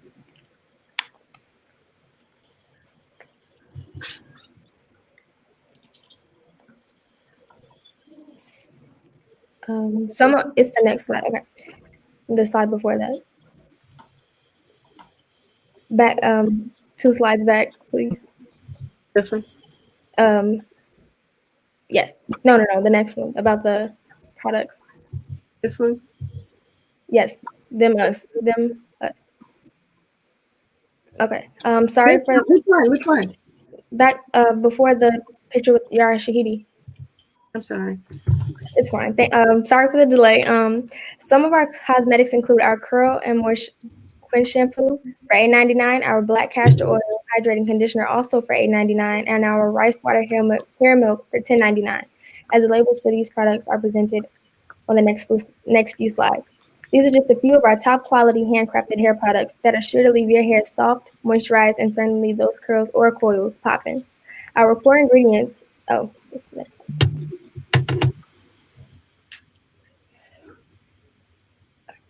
Our core ingredients are oils such as coconut oil, almond oil, and black castor oil. Moisturizers and hydrators such as shea butter, cocoa butter, and aloe vera. We never use any harmful chemicals or anything that can't be pronounced. Next slide. One more. Okay. Our celebrity sponsor is none other than the beautiful and talented Yara Shahidi. Yara is an actress that has appeared in TV shows and movies such as Blackish, Grownish, and The Sun is also a star. She is also known for her beautiful hair, which is maintained using none other than hair care products. Yara says that our products have given her amazing results in such a short period of time. We pride ourselves in knowing that our products are used by someone of her caliber with as beautiful hair as hers. Next slide. So as you can see, we also offer memberships that allow our members to gain special access to boxes with amazing deals on our products, which saves them money and keeps their shelves stocked with our wonderful items. Starting at $25, we have the basic bag, which includes edge control, conditioner samples, and free delivery on all orders. At $40, we have the Pro, which includes everything in basic, along with a shampoo or conditioner, and 20% off orders over $35. Lastly, we offer the Premium for $60, which includes everything in the basic and Pro, along with 2 hair masks each month. Next slide. Next slide. Our calculations find that our sales will skyrocket by 2022. We are looking for a business partner that can help us put our business out there and to an even higher degree and help us gain celebrity brand partners to expand our business and seek more customers. We started our business with $7,000 from the stock market and $5,000 from sales. We are looking for $350,000 for 17% equity. This investment will give us a post-money value of over $2 million, giving us ample money to expand our business and continue giving to our community. So why should hair Cleo? Well, hair care is extremely profitable, especially in this day and age where the hair community is as big as it is. There are numerous ways to advance the sole idea of hair care. You can target a specific hair type, focus on a specific product such as gel or leave-in conditioner, or create numerous hair products for all hair types that have never been used before. Many natural hair brands lack products that work for all hair types. However, Hair Cleo's products are for every hair type, and they work effectively, yet still hold a low cost. We also pride ourselves in the quality ingredients that go into our handcrafted products. As you can see, Hair Cleo is a distinguished and esteemed company. We have a name that is simple and easy to remember, it has a chic and classy feel to it. Our top quality products, in combination with our desire to give back, makes us, in theory, the perfect company. This ideology is not just something we live by, but will attract more customers who share our beliefs. Our 10% donation can be written off as taxes, which saves us money and allows us to do what we love at an even higher degree. Our team is hardworking and diligent, as well as open to criticism that for anything that will help our business grow, making us ideal business partners. So, you don't want your good hair days to be every day? You hate saving money? I doubt you said yes to either of those questions. Whether you're an investor looking to give us money or just someone looking to get their hair on point, Hair Cleo is certainly the hair company for you. Please check us out. Please check out our website at www.haircleo.com, our Instagram at Hair Cleo, our Facebook at Hair Cleo. Thank you so much for your time. Are there any questions? I love it. I love it. Great job, guys. Great job. Well, you guys did a great job. Judges, make sure that you tally up your cards for Hair Cleo. And Hair Cleo will be joining us after our brief intermission to discuss where we want to make some changes or sharing all the wonderful pearls of wisdom about how phenomenal Hair Cleo is. You guys did an outstanding job, and keep watching so that you can look and learn and find out who your winner is going to be. Great job, guys. Thank you. Thank you. Right. Thank you. You guys coming up next, everybody. I'm hoping our viewing audience is continuing to watch. We've got our next group coming to the stage. Group 2 is coming with VAM. So we're looking out for VAM coming to the building, and all of our student participants that are part of VAM should now be entering the studio. And ladies and gentlemen, as I mentioned to you earlier, make some notes for the young people. This is an interactive opportunity, so you can use the various chat boxes on Facebook as well as LinkedIn and YouTube to be able to give good, positive, constructive feedback to the young people. So feel free to do that while we wait for our young people to join us in the next segment. So we're waiting on our good people to join us. And we're waiting on the rest of your team. And so while we wait for them, how are you ladies doing this evening? I'm doing great. Exciting, exciting, wonderful. Well, I'm excited for you guys. I'm going to be sharing my screen here in just a second for your group. So I'm going to share. Okay. All right. So we're still waiting on, who are we looking at? We're waiting for Arthur and Asada. Are Arthur and Asada in the building? Okay, and Antoine. Okay, and we're waiting on 2 more. You may want to ping your group, guys. Let them on so you guys can get started. Asada says she's having a hard time joining. She says she's clicking the link and it's not letting her in. All she needs to do is click the link. Not much more to it than that. So I want to try early. So we got Asada, and where's Arthur? Someone want to ping him right quick? We're pinging him right now. Okay, Miss Asada's in. And we're just waiting on Arthur Roby, and then we should be ready to go. I can hear you guys. You guys are going to be unmuting your mics in a moment. Wonderful job here, Cleo. All right. So as soon as we get Arthur.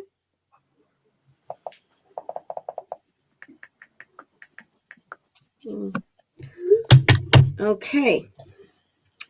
All right, you guys. So you guys are VAM, and we're going to get you guys introduced here in just a second. Once, same as with the other group, when you guys present, I need you guys to notify me when you want me to advance your slide so that I don't go too far in advance of the slide. So you guys let me know as you want me to advance to the next slide. Also, you guys want to make sure, I love it. Next, excellent, excellent. All right, so we're going to get started. I'm not sure where Arthur is. Have you guys spoken to him? We tried pinging him and we were just talking to him. But I'm going to call him right now. Okay, excellent idea. And when I present, when we do click the presentation mode, after you've introduced yourselves, the audience won't see you right away. Okay, so I think you guys are now in a full house because Arthur Roby has joined us. So excellent. All right, so they won't see you after you've done the introductory slide. It'll just be widescreen so that they can see your PowerPoint. I mentioned to everybody, if you are the one that's presenting, you need to notify me that you need me to advance the slide. So I'm going to ask everybody to unmute their mics and we'll get started. Hi, my name is Delaney Brooks, and I'm currently a junior at Kenwood Academy High School, and I'm the CEO here at VAM. Hi, my name is Arthur Libby. I'm a senior at Kenwood Academy, and I'm the marketing executive of VAM. Hi, my name is Ethan McKay. I'm a senior at Kenwood Academy. I am the client service executive. Hi, my name is Amanda Willis. I'm a rising junior at Northwest Lincoln High School, and I am the office administrator. Hi, my Good name is afternoon, Antoine. everyone. Oh, sorry. No, you Antoine. go ahead, Asada. Good afternoon, everyone. My name is Asada Young, and I'm a junior at Kenwood Academy. Hi, my name is Antoine Howard, and I'm a senior at Kenwood Academy, and I'm another client service executive. All right. Well, let's get started. Okay, good afternoon, everyone. Once again, my name's Asada Young, and I'm a junior at Kenwood Academy. Today, I am so excited to be introducing the LLC organization that is VAM. Here at VAM, we stand by valuing all minorities. We want our people to know that we are here for them. So without further ado, let's welcome you to the VAM fam. Next slide.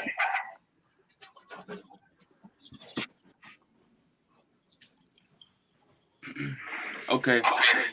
Here at VAM, we see our problems as teens, and factoring in teens' lives are looked at as a problem, as well as teens don't have an outlet to express their feelings.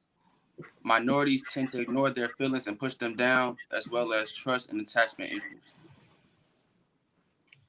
According to Dr. Sherry Mullock, who is an associate professor of psychology, many African American children and adolescents face additional challenges, including exposure to violence, racial discrimination, that may further increase their risk of mental health problems such as depression, anxiety, and post-traumatic stress disorder.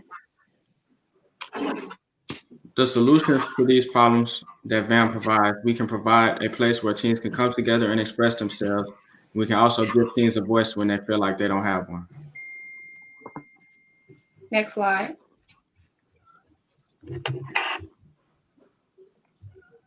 Next slide.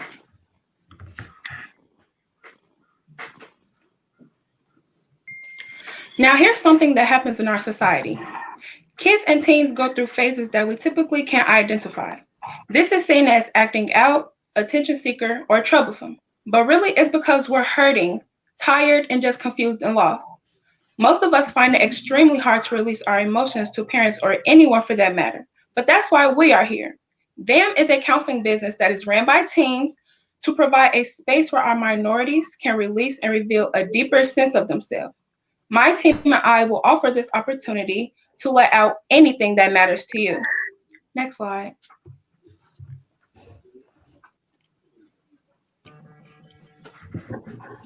Now, VAM is here to help you. So we will be using this as our logo. For instance, one of our values is community, and we represented this as our hand. The hands are coming together as one. This also ties into our purpose, which is to assist teens with mental health and give them a brighter tomorrow. Next slide.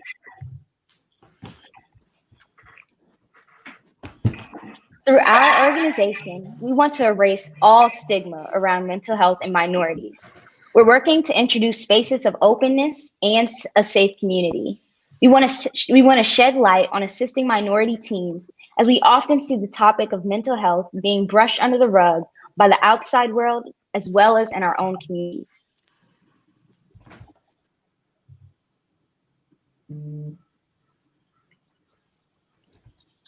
So you all might be wondering, why does BAM matter? Not only are we helping end the stigma around mental health in minority communities, but we're working to end generational trauma, and we have an outlet for teens to express themselves in a nice and healthy manner. Next slide. Some of the services that we will be offering is small group therapy, one-on-one therapy, activities and games, weekly check-ins, as well as a 24-hour virtual hotline. Next slide.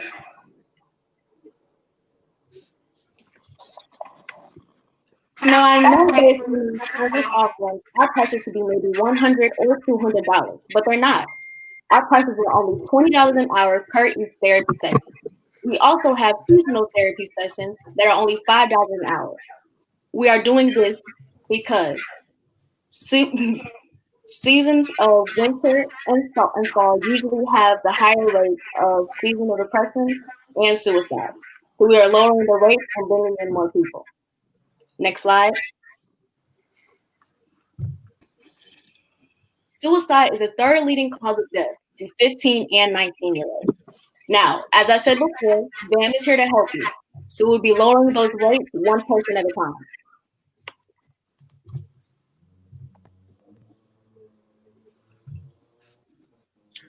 Our projectile audience for BAM are teens with mental health issues, minorities in less fortunate situations, and teens looking for an outlet to vent to about all and any of their problems.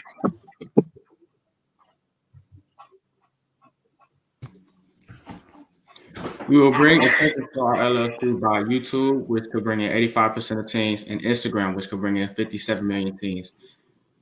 We will have press releases, seasonal therapy sessions for $5 an hour. We will be going to different schools every year and providing free services to students. And we'll also have annual events for teens to have fun and do different team building activities and mental exercises. Next slide. Here's our SWOT analysis chart. One of our strengths is raising awareness. This is important because we gain support from other resources to acknowledge the people who are borderline mental health issues. Another strength is our position as teens, because since we have similar experiences with our clients, we can interact with them more comfortably. A few weaknesses are that we don't have the credibility as teens to treat mental health, and our business will take some time to reach different communities because teens are so used to disregarding their feelings that they put up a front and pretend they are fine. An opportunity is that we will end generational fixed and traumatic mindsets, meaning we'll acknowledge the problem, learn different tactics on what's causing the problem, and practice and value the cognitive fitness of our clients. A few threats are more untreated teens, more potential crime, more high school dropouts, and competition from different service providers. Next slide, please.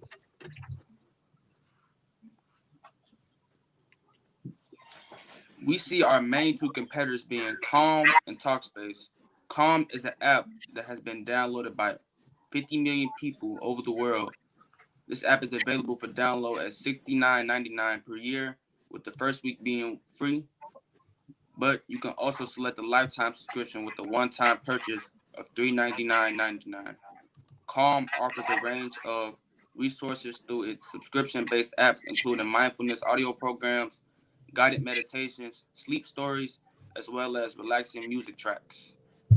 Talkspace cost of services are $260 monthly, $708 quarterly, or $1,248 twice a year. They have licensed therapists. You can contact with your therapist 5 days a week via video, audio, or text messaging. Next slide.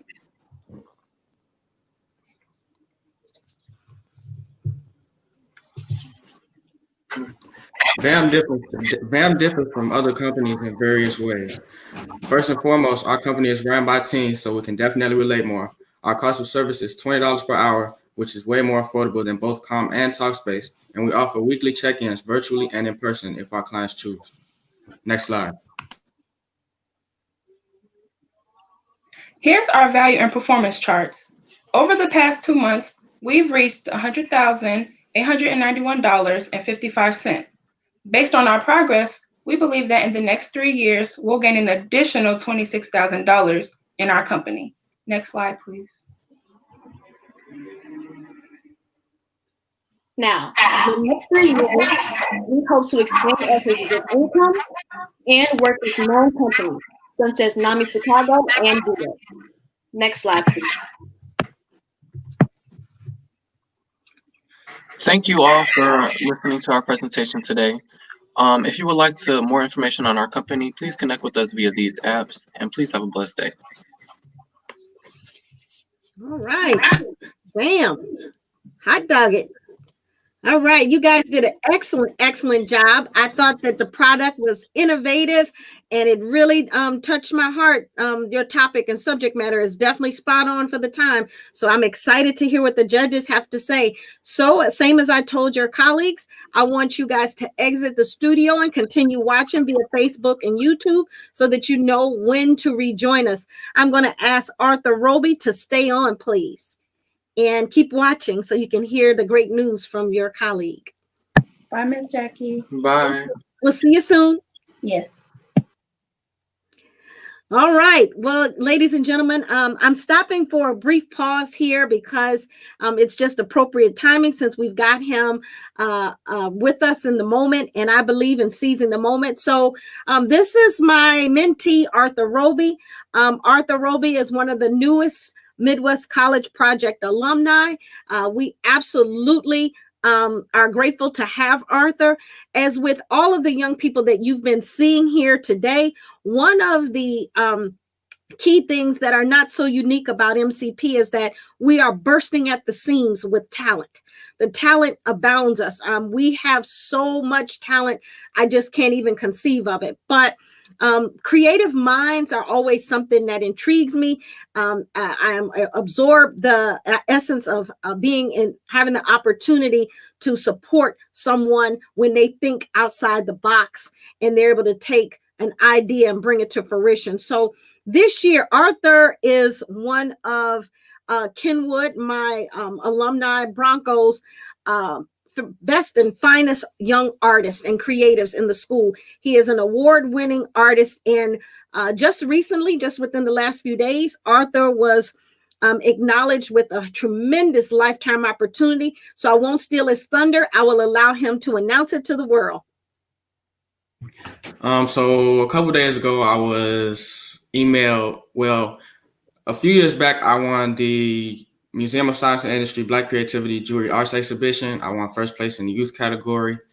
And I entered the contest last year and I didn't win, but the curator of the competition offered me to do a mural with another artist and like kind of a mentor. And I just want to say it's definitely an honor to be presented with this amazing opportunity at such a young age. And I'm so excited to showcase my work to an even wider audience and gain more experience to the people I'll be working with. Oh my gosh. So Arthur, so if I got this correctly, your artwork is going to be featured at the Museum of Science and Industry? Yes. Oh, hot damn. I'm so excited. I'm so excited. Oh my gosh. I'm so excited. When I tell you guys, we got to get over there, put our mask on and support this young mind. I'm so excited. Arthur is being mentored by the Andre Gouchard and inspired by Tyler as part of our mentorship program. So you guys know that you will be joining greatness. Arthur is going to be very excited to share his journey and for you guys to support him in it. And I'm just super excited about it. So thank you so much. And congratulations, Arthur.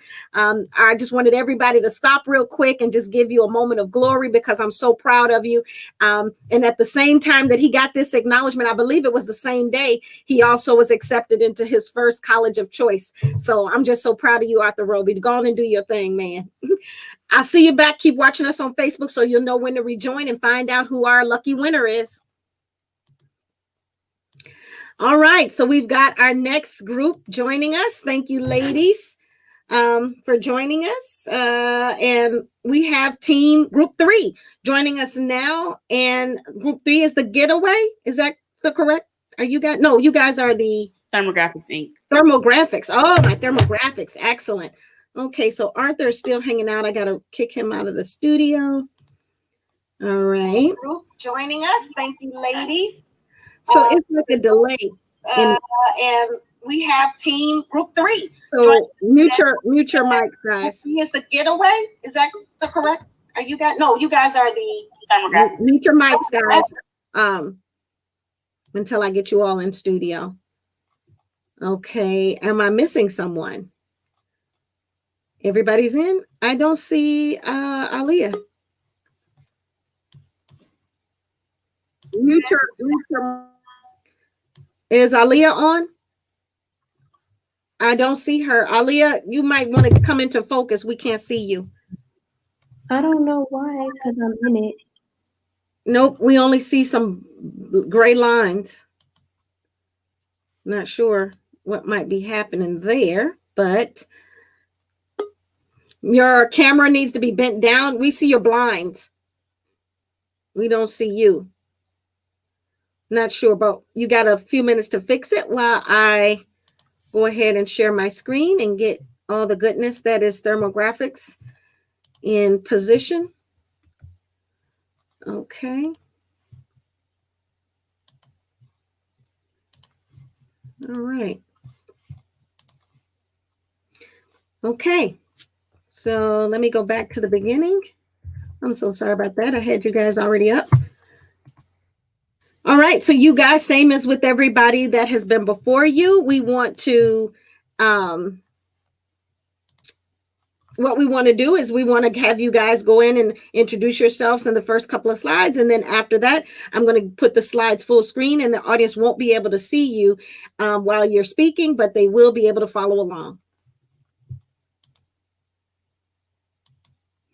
All right. Well, without further ado, I give you thermographics. You all can unmute and get started. And you let me know, please, when you want me to advance your slides. Thermographics Incorporated, safely masked in style. Next slide, please. I just want to say before I start, I'm sorry for the technical difficulties. I don't know why my camera is deciding not to work. It was just working a few seconds ago, so I don't know what's going on. Hello, everyone. My name is Aliyah Muhammad, and I am a junior attending Kenwood Academy. I am also the head of the brand and product design here at Thermographics, Inc. Hi, I'm Hassan Mitchell. I am a senior attending Kenwood Academy and also specialize in networking here at Thermographics Inc. Hi, I'm Jada Boyd. I'm a junior attending Brooks College Prep, and I am head of business and strategy development.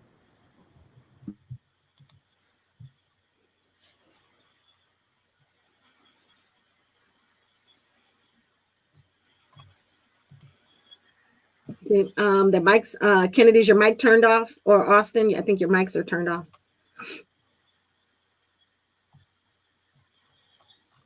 If you are having difficulty, yeah. Hi, I'm Kennedy Robertson. I'm a junior attending Homewood Flossmoor High School, and I'm the Chief Financial Officer here at Thermographics, Inc. Hi, everybody. I'm Sky Williams. I'm a senior at King College Prep and head of brand marketing and media presence here at Thermographics, Inc. And we are Thermographics, Inc. Next slide. Okay. Have you or anyone you know been affected by COVID-19? Well, that's what this presentation is about. Next slide. Thermographics Inc. is a nonprofit business where everything can be purchased from our online website and shop. Additionally, all of our profit will be donated to the support the End SARS movement. Next slide. Okay. SARS is a unit of Nigerian police force who are known for their continuous police brutality. We decided to donate to this specific movement because we are currently facing a similar issue here in America. We understand the pain and struggle that the Nigerian people are facing during this time. We felt like the best way to unmask this injustice was to sell masks. Each mask sold is a fight against injustice and police brutality. Furthermore, we chose our company's name and logo because we believe that it truly displayed the focus of our company, masks. So without further ado, let's get into the details. Next slide, please. Our company will be selling masks. We thought that it would be an appropriate idea considering the current pandemic. But our masks aren't just any masks. Next slide. On our website, you can customize your mask with a simple click of a button. Nowadays, when we wear our masks, it is hard for others to recognize who we are and how we look. Now, you will be able to upload a picture of the bottom half of your face and it will be printed on the mask and shipped to you. And the best part is that you can make whatever face you want. Whether it's happy, sad, or goofy, it is your choice.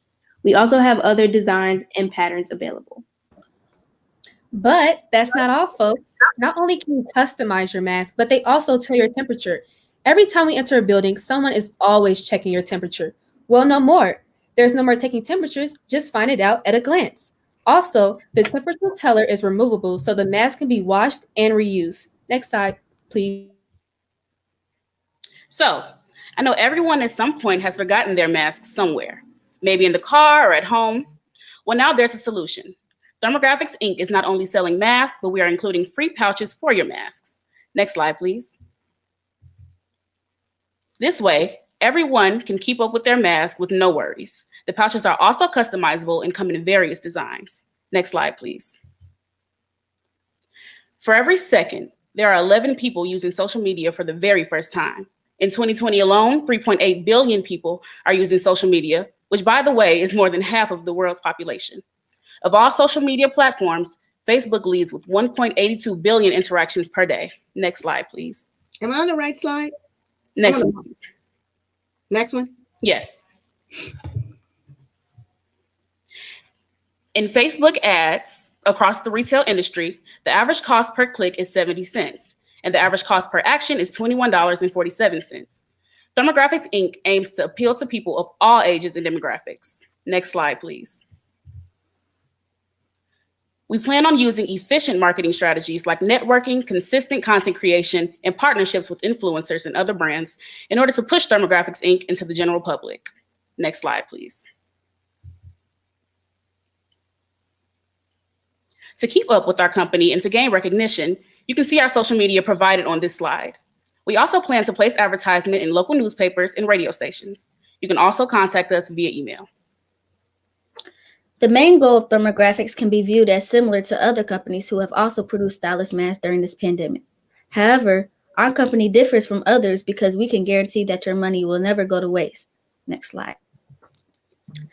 As a masking company, we are competing against the highly popular KN95 and disposable medical masks. Not only will the money earned be donated to the NSARS movement, our company takes great pride in our affordable prices and a mask feature that has yet to be claimed by any other company.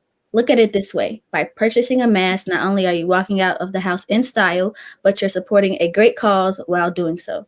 Next slide. Earlier this year, our team was awarded $100,000, which we invested in the stock market, as you can see from the financial projections shown on the screen. We have invested into a variety of mutual funds, such as Google, Spotify, and the Clorox Company, just to name a few. We plan on using the dividends earned from our investments to support our initial internal investment of $55,000. Next slide, please.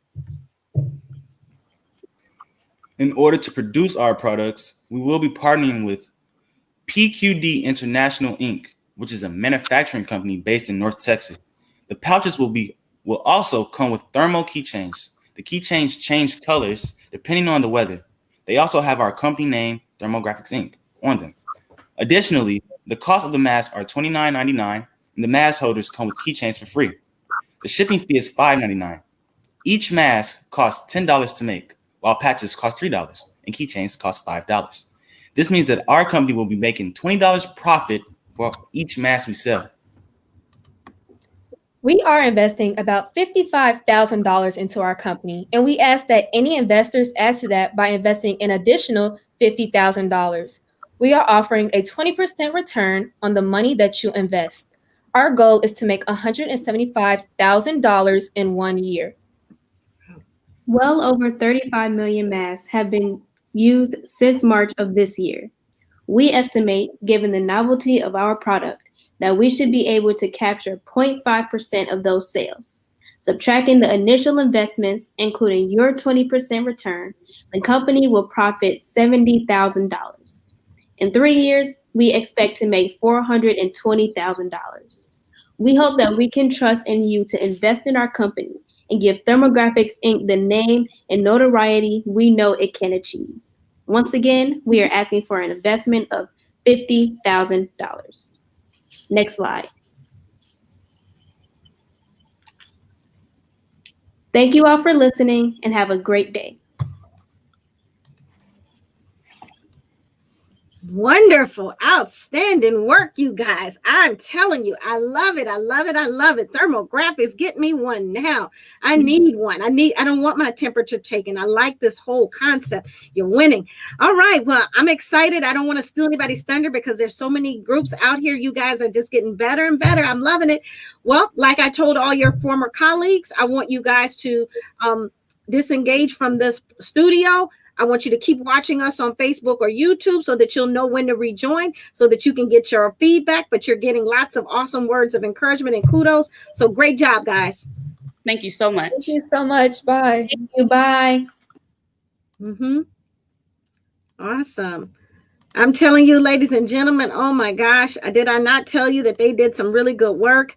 I'm loving it. This is really good. Really good work. All right, so let's see here. Okay, so we've got the getaway coming our way. I'm excited. Well, you're a colleague, so you are group 5, is that correct? 4. Group 4. So group 4, please feel free to come on and join us in the studio by clicking on the StreamYard link that you were provided if you're watching. And you guys make sure your team knows to go ahead and join. And who are we missing? Are we missing someone? Rakaya. Okay, Rakaya, if you are out there in virtual world, go ahead and click the link and join your colleagues. You guys want to grab her so that we can get prepared while I queue up your getaway video. Okay, there she is. Lovely, Rakaya. Okay. And those shirts that you guys are wearing, oh my gosh, I don't know who designed those, but they're so cute. All right, so we got a presentation. Okay. Okay, I'm going to share screen. Okay, so what's going to happen, same as you probably have already seen with the other groups, is that you're going to do a live presentation. After you've introduced yourself at the first slide, then I'll bring it full screen. The audience won't see you, but you will be speaking to them about the nature of your products. You will need to tell me when to advance your slides. Okay. You group 4. Okay, present mode. Oops, let me go back. We're a little too far ahead of ourselves here. Hold on, sorry. I'm stealing you guys' thunder, sorry.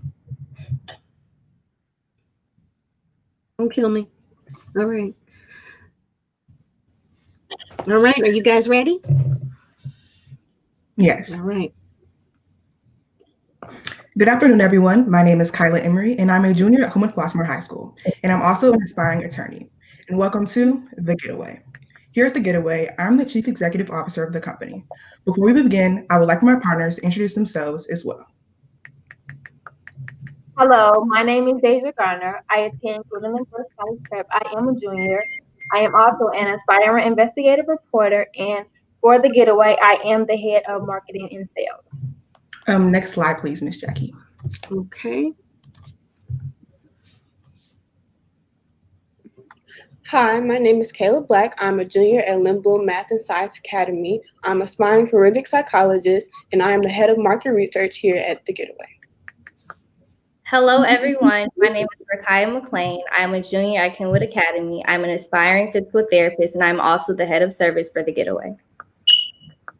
Good afternoon. My name is Bryson Mangrum. I'm a junior at Mount Carmel High School, and I'm the head of company management. Next slide, please. Next slide. Okay. All right, 1 second, please. I know you are all tired of Zoom meetings and Google Meets with work. Now, my child is for teenagers. In the morning, I have to take out my dog and also feed him. It can be tough to getting prepared on time. With the help from the Getaway, you can use your time better by scheduling a time slot for yourself at the Getaway. Our mission at the Getaway is to provide a comfortable working environment for optimal student success during these tough times. Next slide, please. And you can press the space bar. Thank you. As high school students, my peers and I can relate to many other students across Chicago. Sitting in front of a computer screen all day can be very detrimental to our mental health, with the contribution of being stuck in the house with family members and other distractions. We lack real social interaction. And through the Getaway, we aim to provide students with a true and effective getaway in order for them to thrive this school year. The Getaway grants a tranquil and fulfilling experience for students to excel in their academic endeavors during these unprecedented times. That's why it is named the Getaway. Our logo embodies the ambiance of our center. Our modern furniture and updated technology attracts teenagers of this technological world. And our cool tone color scheme gives students a relaxing environment. The Getaway services all teens in the city of Chicago, ages 14 through 19, with a valid high school ID and paid admissions fees. Our goal is to be the #1 teen resource center in the city of Chicago, providing services that will be monumental for student success. Next slide, please.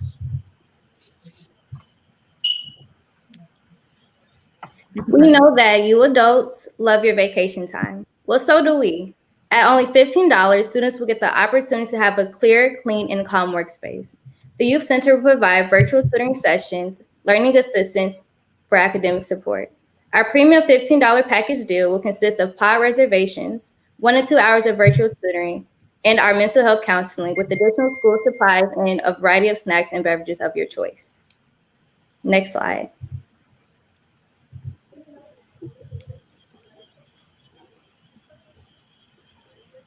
You want the next slide beyond this? Yes.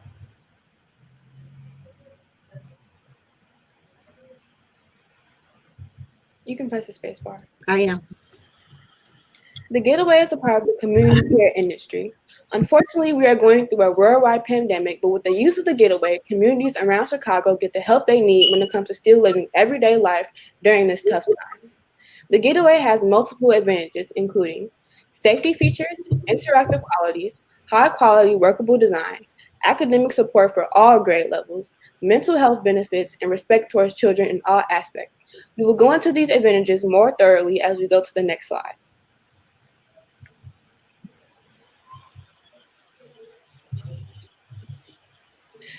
The specific group our company plans to market to are parents ages 30 to 50 with teens attending virtual school.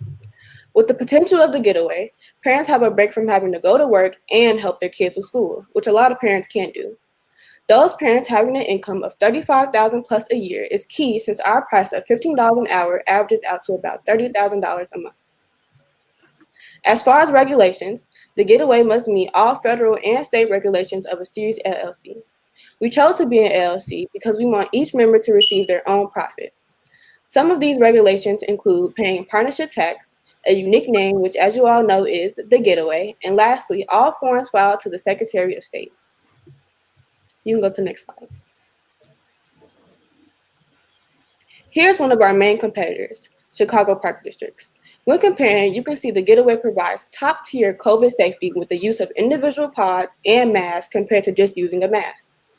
For prices of the Park District, you can pay $50 for just homework help and $15 to $150 to be a park kid, which includes many physical activities.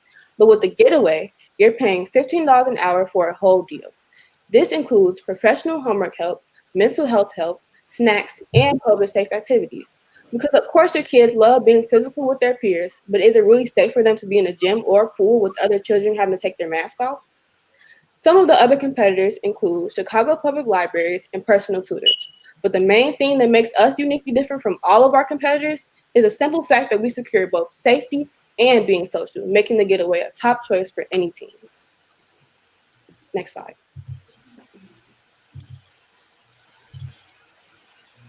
By purchasing shares of companies such as Walmart and Apple through the stock market, we currently have $4,364 from our stocks.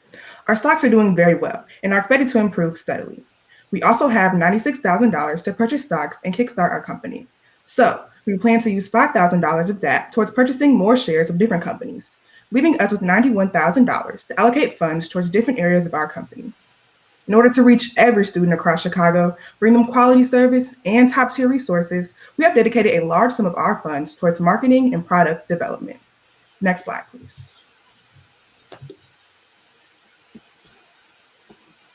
As mentioned in the last slide, we use a lot of our funds on product development and marketing. This is shown in finer detail on this slide. Our team is asking for an investment of $20,000, and all year 2 projections are an estimate. Everything in red is an expense, and everything in green is revenue or income source. Next slide, please.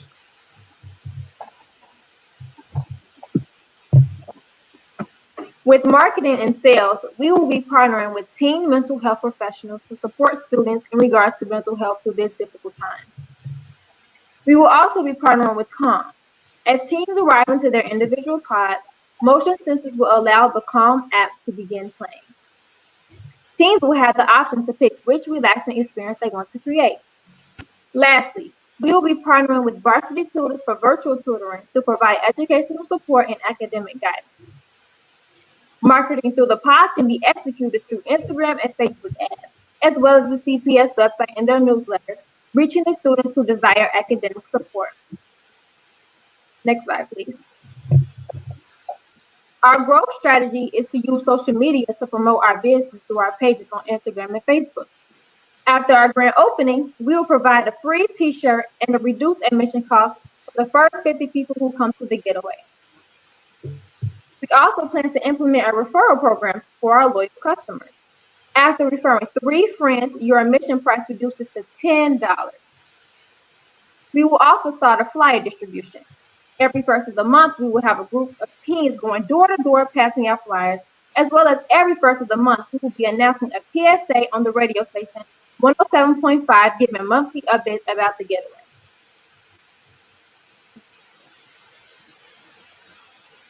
We appreciate you for listening to our presentation today, and we hope you are interested in our upcoming business.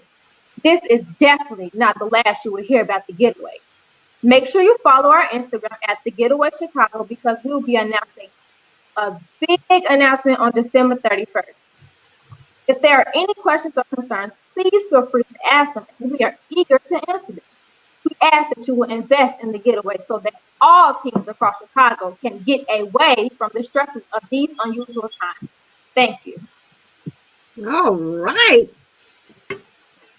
Phenomenal once again. I'm telling you guys, you all never cease to amaze me with the work that you do. You guys did an outstanding job. And breathe, everybody in this group, because I know that it was a stressor. Everybody's a bundle of nerves, but you see what you can do when you just woosah. All right, we'll bring you back to the studio in a little bit so we can hear what the judges had to say about your dynamic work. And we're up for our last team of the day. So I will see you guys in just a bit. Team 5, group 5, it's your time. All right. They're doing some excellent work. I'm just so excited about what these teams have got going on. My God, this is going to be a tough decision, judges. I mean, really. Right. I'm really like, wow, this is some good stuff here that we're looking at. So group 5, when you get the chance, you can go ahead and enter the studio, waiting on group 5 to join us. So let's see, group 5.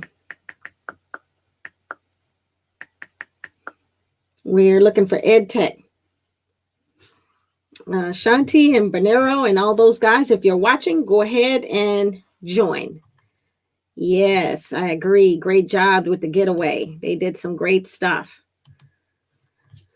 Okay. Hey, So, fine. Okay. For ed tech. Okay. And okay. Great stuff. Okay. Okay. Let's see. Who are we missing? Are we missing Alexis? Mackie? All right. So did you all let Alexis know to go ahead and join us? Yeah, I just. Okay, here she comes. And I see all right, excellent. Okay. So nice to see all of your lovely faces today and joining us here today. We have the final group of the day. Make sure you guys stay true to the fact that we've saving the best for last. So I'm looking forward for you guys to show up and show out. Ladies and gentlemen, I bring to you Ed Tech. And so same as with your colleagues, what I have told them that we're going to do is that I am going to after you've introduced yourselves, then we will then switch to full screen. The audience won't see you, but you will still be able to speak, and you need to let me know when to advance the slides. Got it? All right, great. Okay. Let's see if we can do this here. Okay, share screen.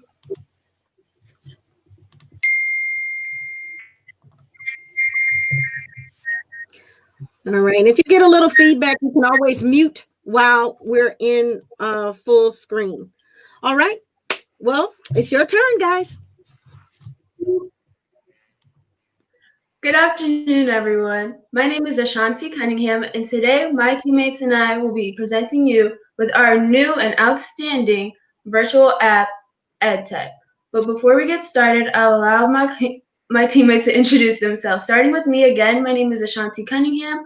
I am a senior at Yorkville High School. I am the CEO of EdTech, and I am aspiring to be a child psychologist. Hi, my name is Bernera White, head of public relations. I attend Brother Rice. I'm a junior and I aspire to be in sports marketing.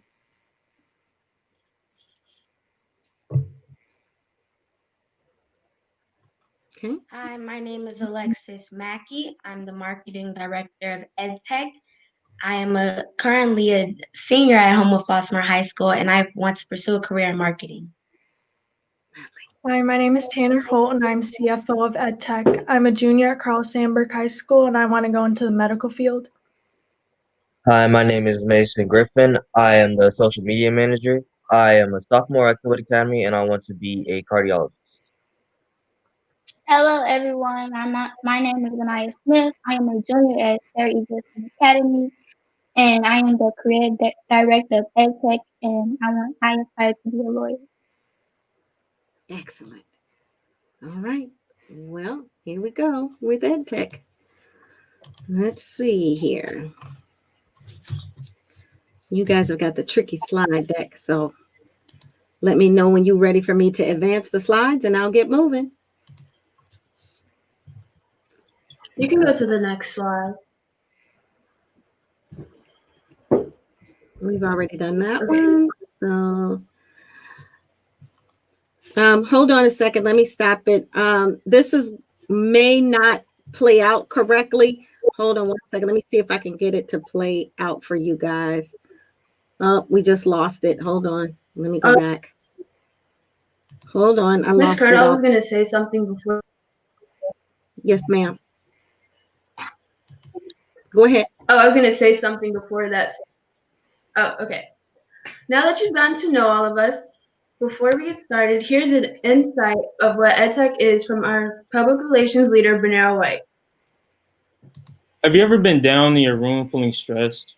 Okay, maybe not, but have you ever wished you could get help on your homework without going anywhere? A resource that is there just at the tip of your fingers. Well, no more. Now there's a way with our exclusive new app, EdTech, where all your virtual educational needs are there at the palm of your hand. Excellent. So we're back into presentation mode, and I'm going to advance past your video since Venero with the liberty of sharing.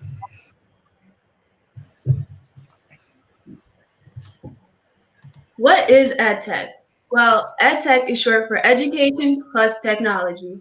It is simple and easy to remember.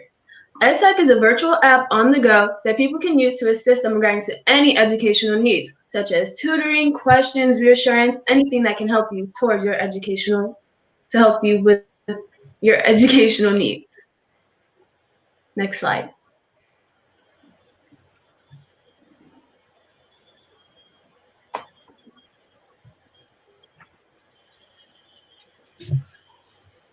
You may be asking yourselves, what is the mission and purpose of EdTech? We want to provide students with the proper tools and necessities in order to learn effectively. We want to motivate and assist each student to become a lifelong learner so they can succeed and thrive within their education. Our hope is to help all students with their education, to benefit them with new learning methods rather than just sitting behind a desk with a teacher in front of them or textbook learning. Personal growth because as you learn, you gain new skills. And we want to essentially make learning fun and not bore you with our app.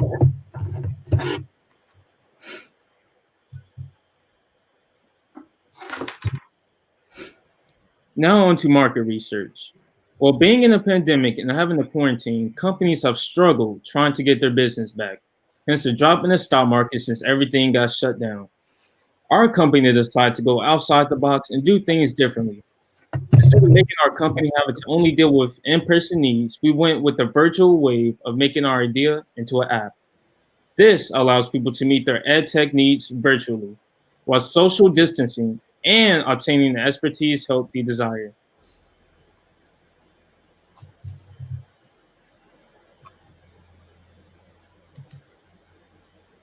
Now, with our app comes rivals, and the rivals of EdTech are PhotoMath and Mathway. With EdTech, we offer the premium membership option of if you want to pay a $5 monthly fee or a one-time fee of $60 for the year. We offer more resources for any subject. Users of this app can communicate with the AI system. AI stands for artificial intelligence, and get specific answers regarding to their questions.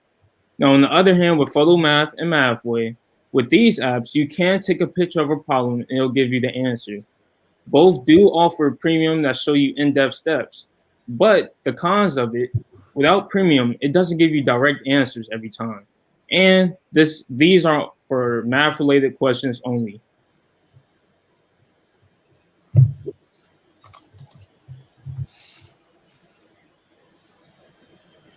What will make our app successful over time? We'll create a web page so people can easily learn about our app and what we offer. We'll have exciting opportunities and promotions to keep kids engaged and interested in learning. Using social media like Instagram, Facebook, and Twitter to promote our app, we can reach over 4 billion people. 51% of our target audience uses Facebook, 32% uses Twitter, and 72% use Instagram, so we'll be able to reach a large percentage of our target audience.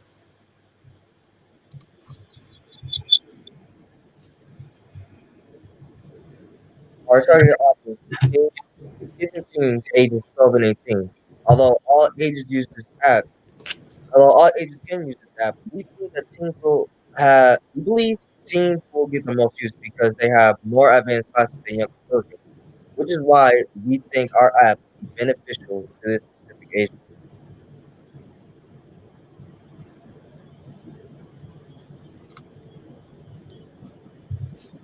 Next one. And I know you're wondering, what is our action plan and what needs to be done to accomplish this goal? A non-stop artificial intelligence system to help assist those in want of need wherever they go. Newly books with totally different options that will help remedy our problem. Create distinctive methods to assist students wherever engage their problem. Media influence might promote our app, which might deliver a much bigger audience.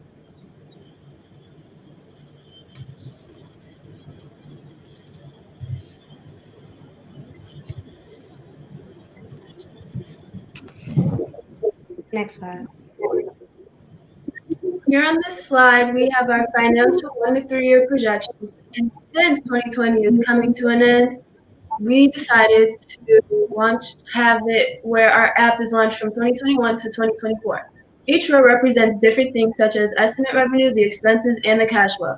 As you can see, from our first year to the third year of our app being launched, our cash flow increases immensely. Next slide.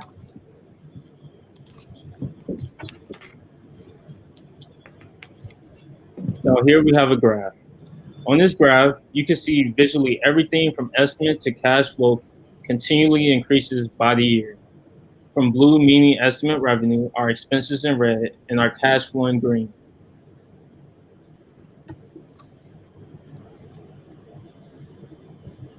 Next slide. According to this visual, this shows our account holdings and how much we have in cash and stocks. With this, we're asking you, our investors, to invest in $50,000 in paid promotions, advertisements, and anything to get EdTech booming.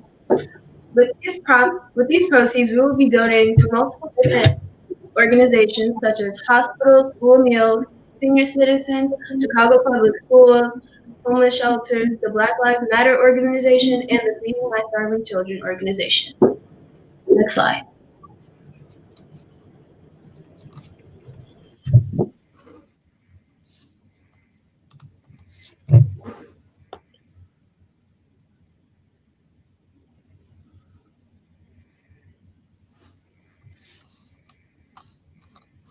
Yes.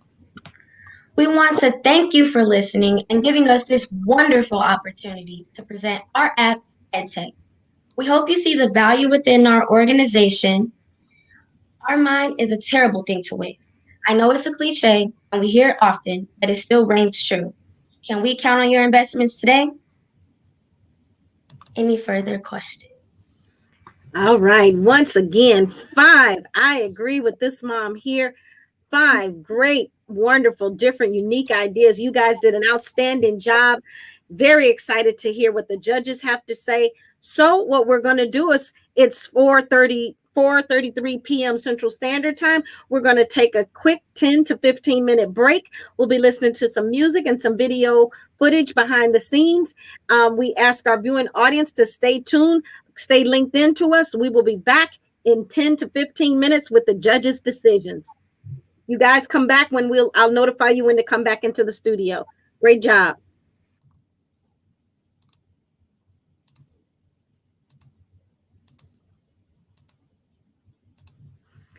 Well, everybody, this is an exciting times going on here. So as we take a break, I thought I might share some exciting news. I didn't want to steal the kids' thunder by overshadowing it with my own exciting news, but I thought I might just share some exciting news. So earlier, a couple of years back, I started out on this journey wanting to, as I shared earlier, I always thought I need notoriety for people to really see the value in the work that I do. So I really thought that it would be a great idea I've been acknowledged many times and won many, many awards for the work in this area, but the 2021 Chicago Foundation for Women's Impact Award is one award that I had really wanted for a long time.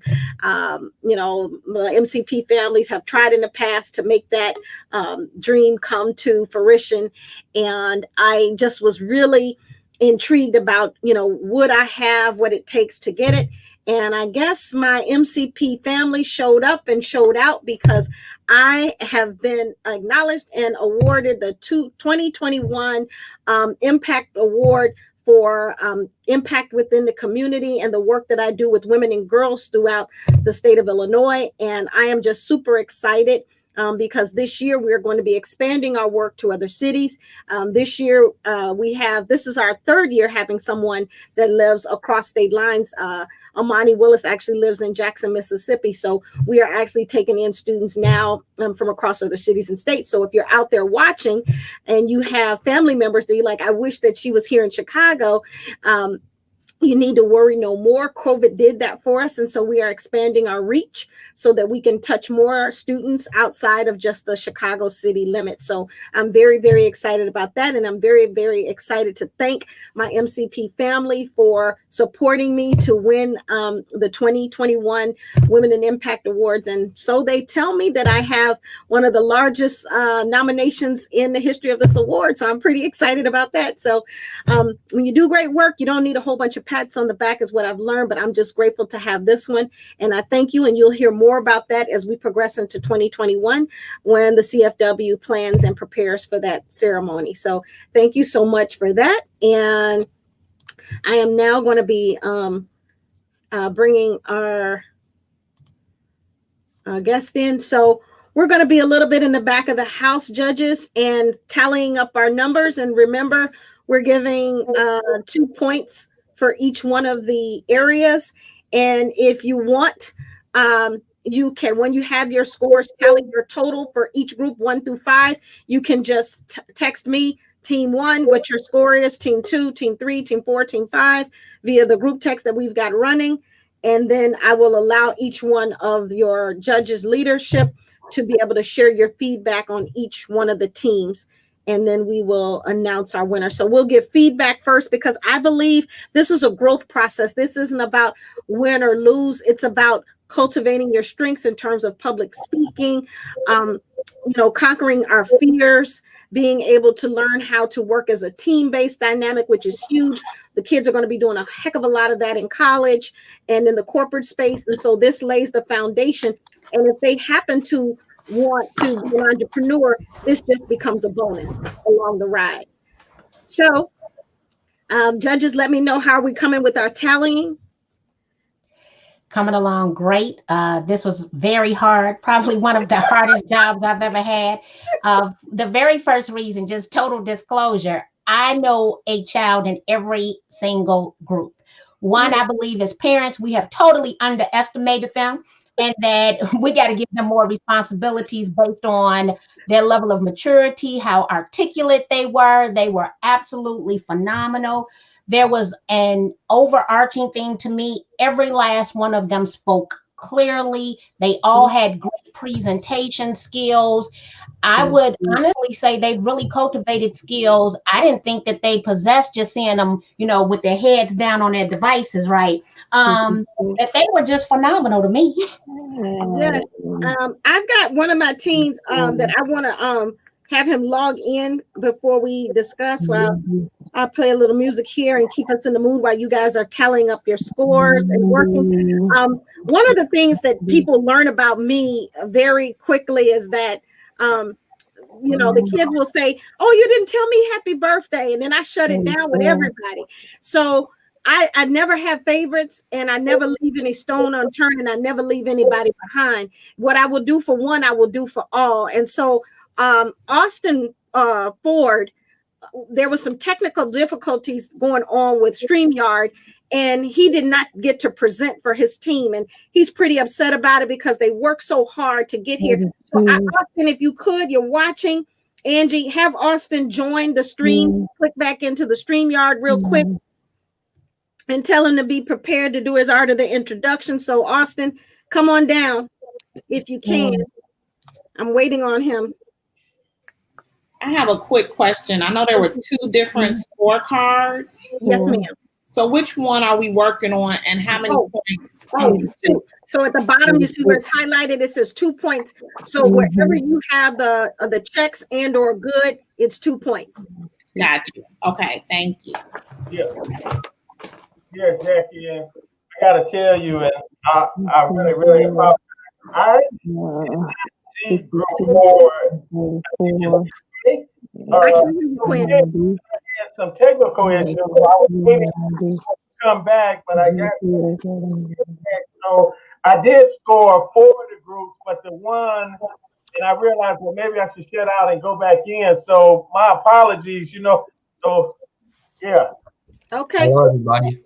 It was really outstanding. I mean, yeah, excellent. They did it. Outstanding job. They did. Outstanding. They far exceeded my expectation. I'm just gonna let you know. Yeah. I mean, they were better, far better than a lot of the adults I've seen. Yeah, they fine-tune all the little details. Yes, far better than a lot of the adults I've seen. Yes. Well, I'm gonna let Austin have the floor since he didn't get a chance to. Austin, go ahead and speak. Let's see if I can get you solo layout. All right, there you are, Austin. So you have the floor.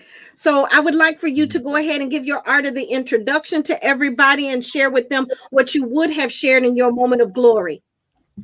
Hello everybody. Good afternoon, good evening. My name is Austin Ford. I go to Leo Catholic High School. I am 16 years old. I aspire to be a sports analyst when I grow older. And basically, I was gonna say the part where Sky filled in for me. I want to say that before I start. Thank you to Sky for filling in for me when I was having technical difficulties. And I was gonna say after Aaliyah or Kennedy spoke, I had to say the first part where it said, "Oh my God, I'm sorry. Finals been messing up my head lately." We understand and we get it. Okay. Yeah. I had to write so many papers this past week. I was so prepared, and then Well, we're just grateful. I wanted you to at least have the opportunity to introduce yourself to your peers and to the audience to know that you were here, you were present, you were accountable and prepared, and things happen. And you will learn, like we have all had to learn. Sometimes things happen in life and it throws us off your cue. But what I can tell you is that I love that art of the introduction you gave us. Part of the thing that our students do, I should have them all come back on and join us. One of the things that they do is that I teach them to have that 30 seconds of glory, that little personal pitch. Marky started working with them on that several years back when she worked with them, and we've been working on it ever since. There is no time where you got to get ready. I want them to always stay ready. Mm-hmm. So if they meet anybody on the street, that little few minutes, you never know. And I want them to be able to sell their value, who they are and what value they bring at any given moment. And so we do that all the time. And I thank Marky for reinforcing that with them, because she also coaches the teens lots of times. And I just thank her for it. That's her give back to us. And we just can't thank her for it enough, along with Kevin and everybody else here constantly pouring into our loved ones. So Austin, we will see you back here in a few minutes when we call up your team. So keep watching so you'll know when to come back. And stay ready. Okay, I will. Thank you. All right. So do we have some scores ready? Yeah. Ooh, okay. So we got one set coming from Ashton. I'm waiting. So if you all want to all do the same thing that Ashton just did on the text, that's perfect, because then we will know. Are we great one at a time? Like group one gets a score, group two, as they come back? Okay. Okay, let me undertake. Okay, all right. I see what he did. Right. This is some hard competition here. You got me. It's really hard. It's really hard. So you all keep doing your little doohickeys there, and I'll let I'll get us in the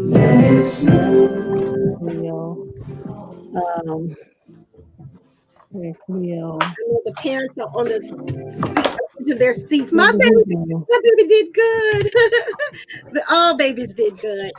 I have to tell them it all the time, and they worry.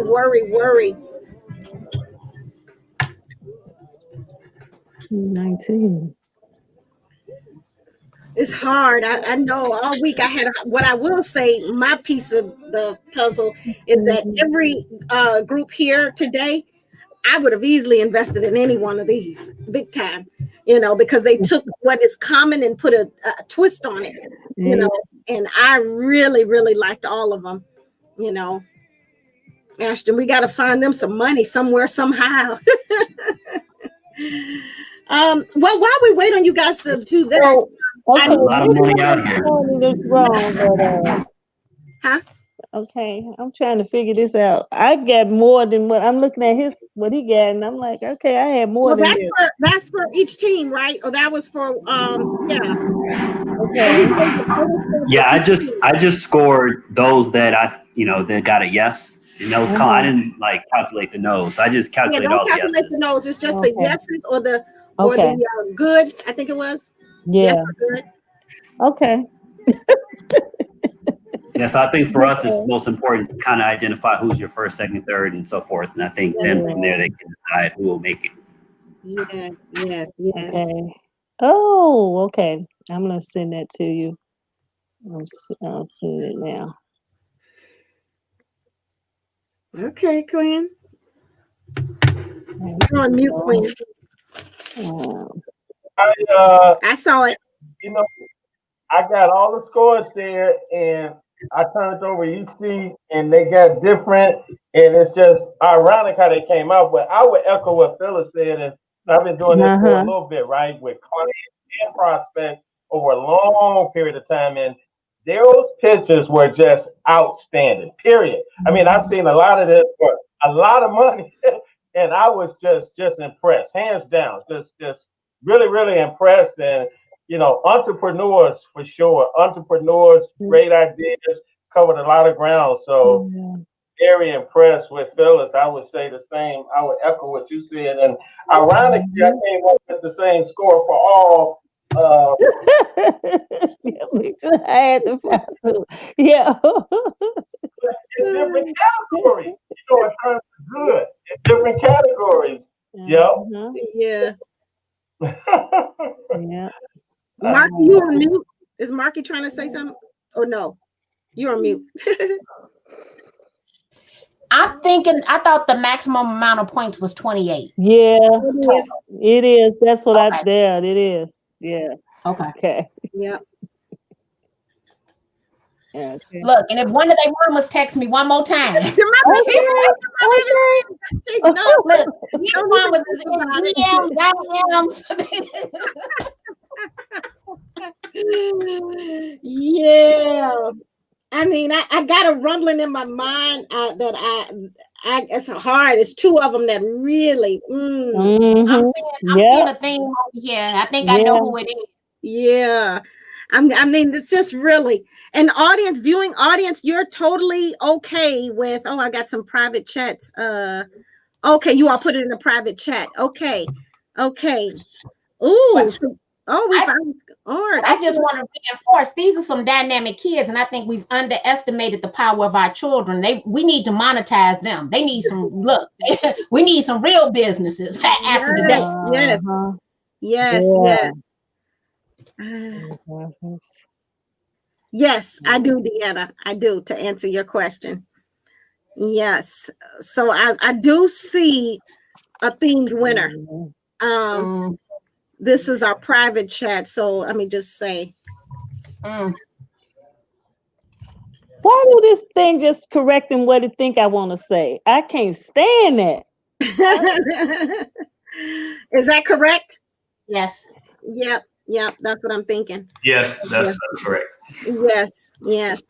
Well, what we can do, since we know that we have a winner, is that we can take this time to give each group some feedback on how they did, and how they performed. And I think number two, the number two was, let me see, it looks like it's wait.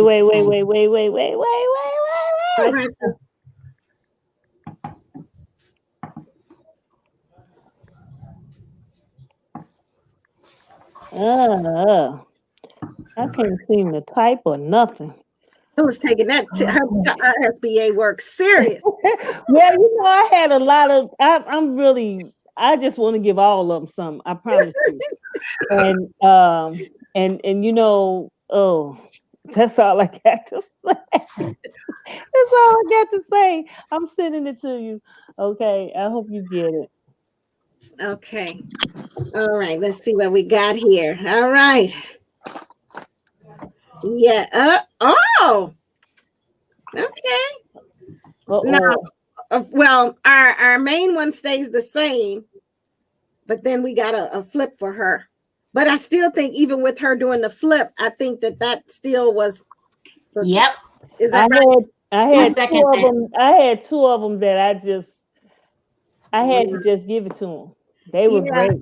It's you get passionate about the subject matters too. Exactly. Because I know Kevin, I already know your subject. I love the relevancy. That's what I really was.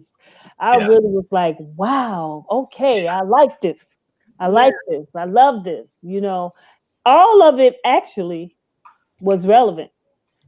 Every last one of them was relevant. Every And last one of them were relevant, and they all hit home. So I guess we can go ahead. I'm going to start with go backwards, and then we'll make the announcement. So I'm going to start since group 5.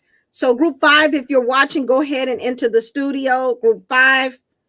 I thought we could only have 10 people. I know. What I'm going to do is not have the whole group 5. Group 5, I want their team. They have leaders. Okay. So your leader and your co-leader from group 5, I need you to enter. The leader and co-leader for group 5. Come on and enter the studio again. So in case you've forgotten who you are.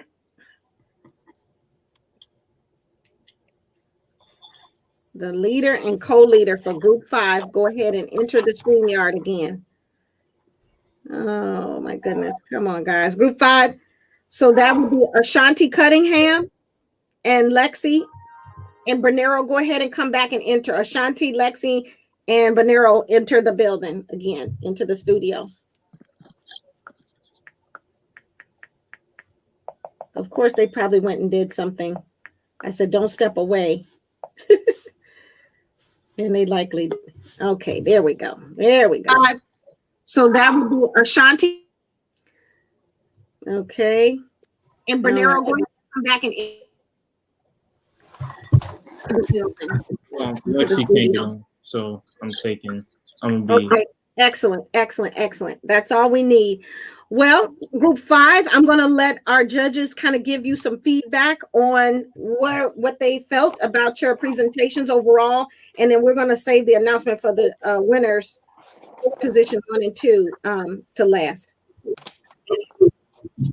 Whoever would like to go first, feel free to go ahead and share. Well, I'll start. Phenomenal job, every person in your group. What I liked the most about your presentation was the competition and the competitive advantage.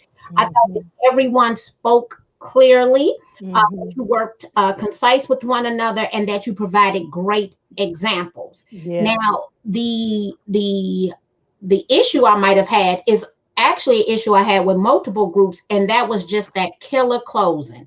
Just waiting for that standing on it, like you own it. And that's something that you would have to work with over time. Also, telling the story. The more you do something, the better the story you're going to have. So some of the things that I didn't feel as though you did well, I would say overall was my overall feeling. But I think that as you continue to grow, that you will get there, even though you did a phenomenal job. Excellent. Agreed. I agree. Yeah. DM, you going next with EdTech? Thank you. Oh, I'm sorry. Yeah, I would agree as well. I think one thing I did like about your closing, which I think you're the only group that did, you actually asked for the investment. Yeah. You know, it was very literal, like, invest. I think that's really important, that you have to ask for what you want, because sometimes people just listen to your presentation and just be like, okay, thank you, that's nice. So make sure you have that ask. So I thought that was really good. And the only thing I would suggest was to just look at your market broader. I know everyone is very focused on social, but I think you could particularly market to parents and parent groups. I have 3 small children, so I'm always in a parent group, a parent chat, or that could be another marketing outreach for your company. So great job, and much needed. That's great. All right. Anybody else want to go next? Yeah, I would articulate the same. One thing I would add, if I may, when you're dealing with an app, and this is just for anybody that's interested in working with apps. So my company, we have a couple of apps on Android and iOS, but it can be expensive. So if you're not going to be the one that's going to be building it yourself, you're going to have to find someone that will do it for you. And so always be cognizant of that, because that'll have to be included in your cost model. Because if you don't, then you won't be able to fulfill the need of your business. The other thing I'll say, and I think this goes just generally, social is good, right? I mean, you have Facebook, Instagram, all these platforms, but they're also known as walled gardens. And what that simply means is that you can really only take the benefits of that platform in the platform. So what's really valuable to any company right across the board is, if let's say you're using Facebook to try to gather customers for your product, at the end of the day, what's most valuable to you at that point, of course, is having them sign up. But secondly, getting their email address. And you can't readily get that within Facebook. So I would always encourage you to think, how can you get that and harness that information so that then you can target those customers in the way that you would ultimately want to. But other than that, I think this is difficult, especially virtually, right? Getting in front of people and trying to clearly articulate your idea. That's not easy at all. But the good news for you, your team, and everyone else is there is a lot of money out here for entrepreneurs, especially entrepreneurs of color. So I would say keep what you're doing. Don't give up. And if you see a competition where you can get in front of more people, do that, because you never know when this might be your opportunity to win some additional money that you do not have to pay back. Yeah. Yeah. That's the key. Yeah. That's great. Great advice. Well, Phyllis, you want to go next from the Yeah, I just wanted to piggyback off what Ashton said, and all the ones that spoke previously, they're all absolutely correct. I thought the presentation was excellent in itself. And here's the thing: don't leave any market, don't leave any market out. Oh Lord, I can't think of her name. The one that went before Ashton, and she said, market to some parent groups, market to some community groups and organizations, because you have an educational app, and education is for everybody. Okay, you have an educational app, so you could put that out in the community. You can market that all just cover every marketing avenue that is out there, because you never know who's interested. We don't leave any market uncovered. Okay, that's the first thing I wanted to say. And also, like Ashton said, because it is an app, you have to be cognizant of the costs, because it can get very costly if you don't budget it well. You have to look and check all avenues as far as what companies are producing, who's producing, how they're producing. You have to go. It's a lot of work when you have an app, but you know what? You can get it done, but you just got to cover as many avenues as possible. I tell any entrepreneur or aspiring entrepreneur, cover all your basics, cover all steps, because you never know where that investor is. You never know where that investor can be found. So you never know who's waiting to invest in a good idea. So that's all I have to say. But other than that, I thought the presentation was great. All right, Kevin O'Quinn. Yeah, I can go next. I mean, that was phenomenal. I loved it. You brought forth a need in our culture and our society. It was definitely appealing. One of the things that I would have said, though, is that the story element of it, make me feel your pain point, particularly during this particular time in COVID, education and technology. A lot of companies are finding out, and a lot of people are finding out that technology is playing a bigger role in our ability to communicate and educate ourselves. So I would like to have seen some examples on how your product can really move us past this pandemic or this problem that we may have even now or in the future, because now we're seeing technology is a big deal now. It's real a big deal. I had a business that went straight from people flying me over to speak to now everybody wants to do communication, do technology, and it forced me to shift my thinking. It forced me to shift my business model. and it forced me to think outside of the box. And so your app is really where we're needed to head in that direction, and just be more, involved in selling me on that idea and make me feel like this is just not a desire, but this is actually a need.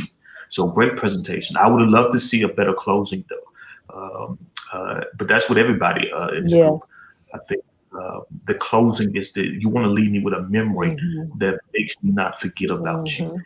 Make it hard for me to sleep at night. So, but great job, guys. Great job. You really have encouraged me a lot. Yeah. And last but not least, Quinn.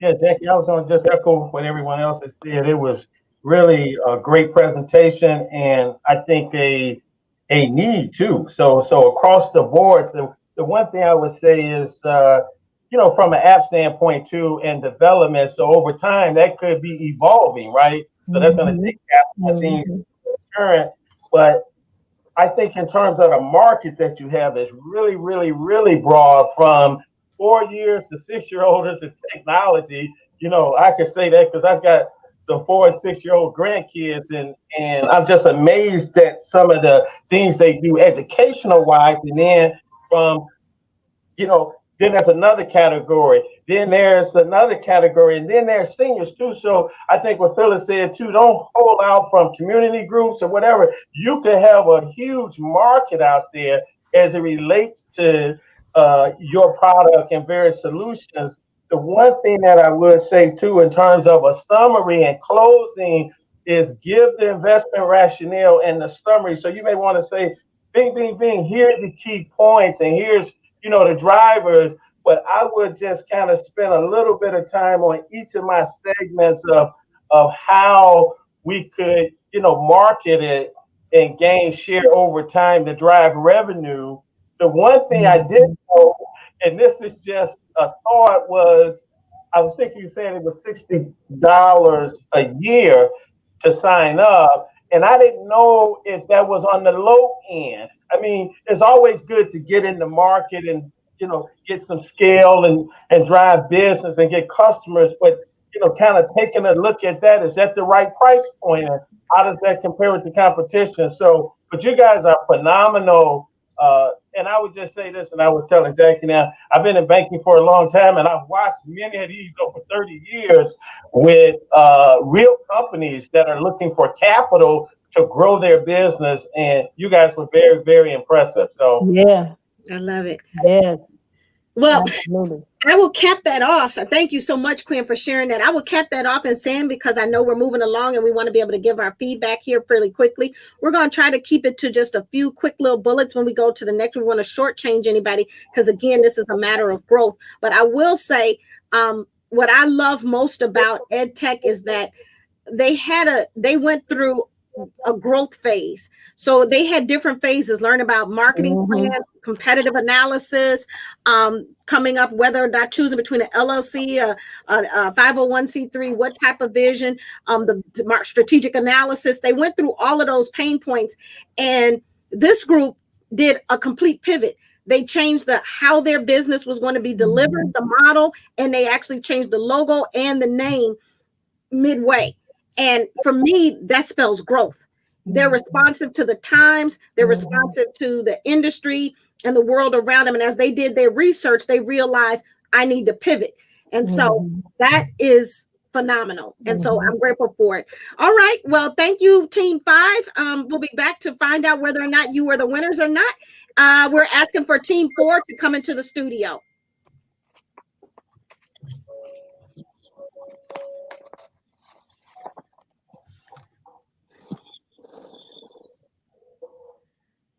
And Phyllis, I'm going to mute your mic right quick, so because we got a little feedback, but you can unmute it when you're ready. I just got attention. Okay, there we go. I got the little feedback going. Okay, so Team 4, hurry up and quickly join in the building. Team 4.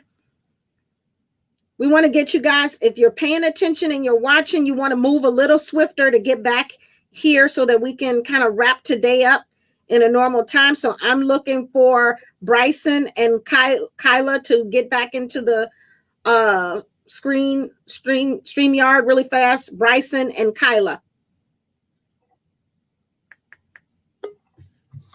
Okay, Kyla.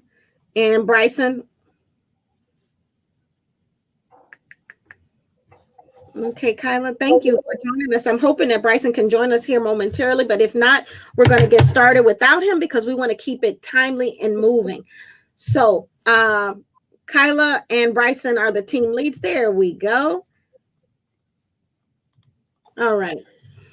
All right. So we're going to start the same way. Marky, if you want to start out with some feedback for team 4.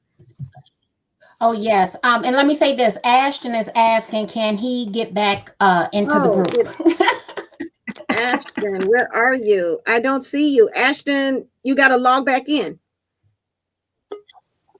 Team 4, tell me what your name again is for the group, please. The Getaway. The Getaway. Oh, well, I'm gonna be honest with you. I love The Getaway. As a parent, you were speaking dead to me. And it spoke to me because I'm living in that situation. So oftentimes when we start thinking about businesses, sometimes we're ahead of our times, but better yet, it comes back to that persona and that avatar, the person in which you're reaching out to.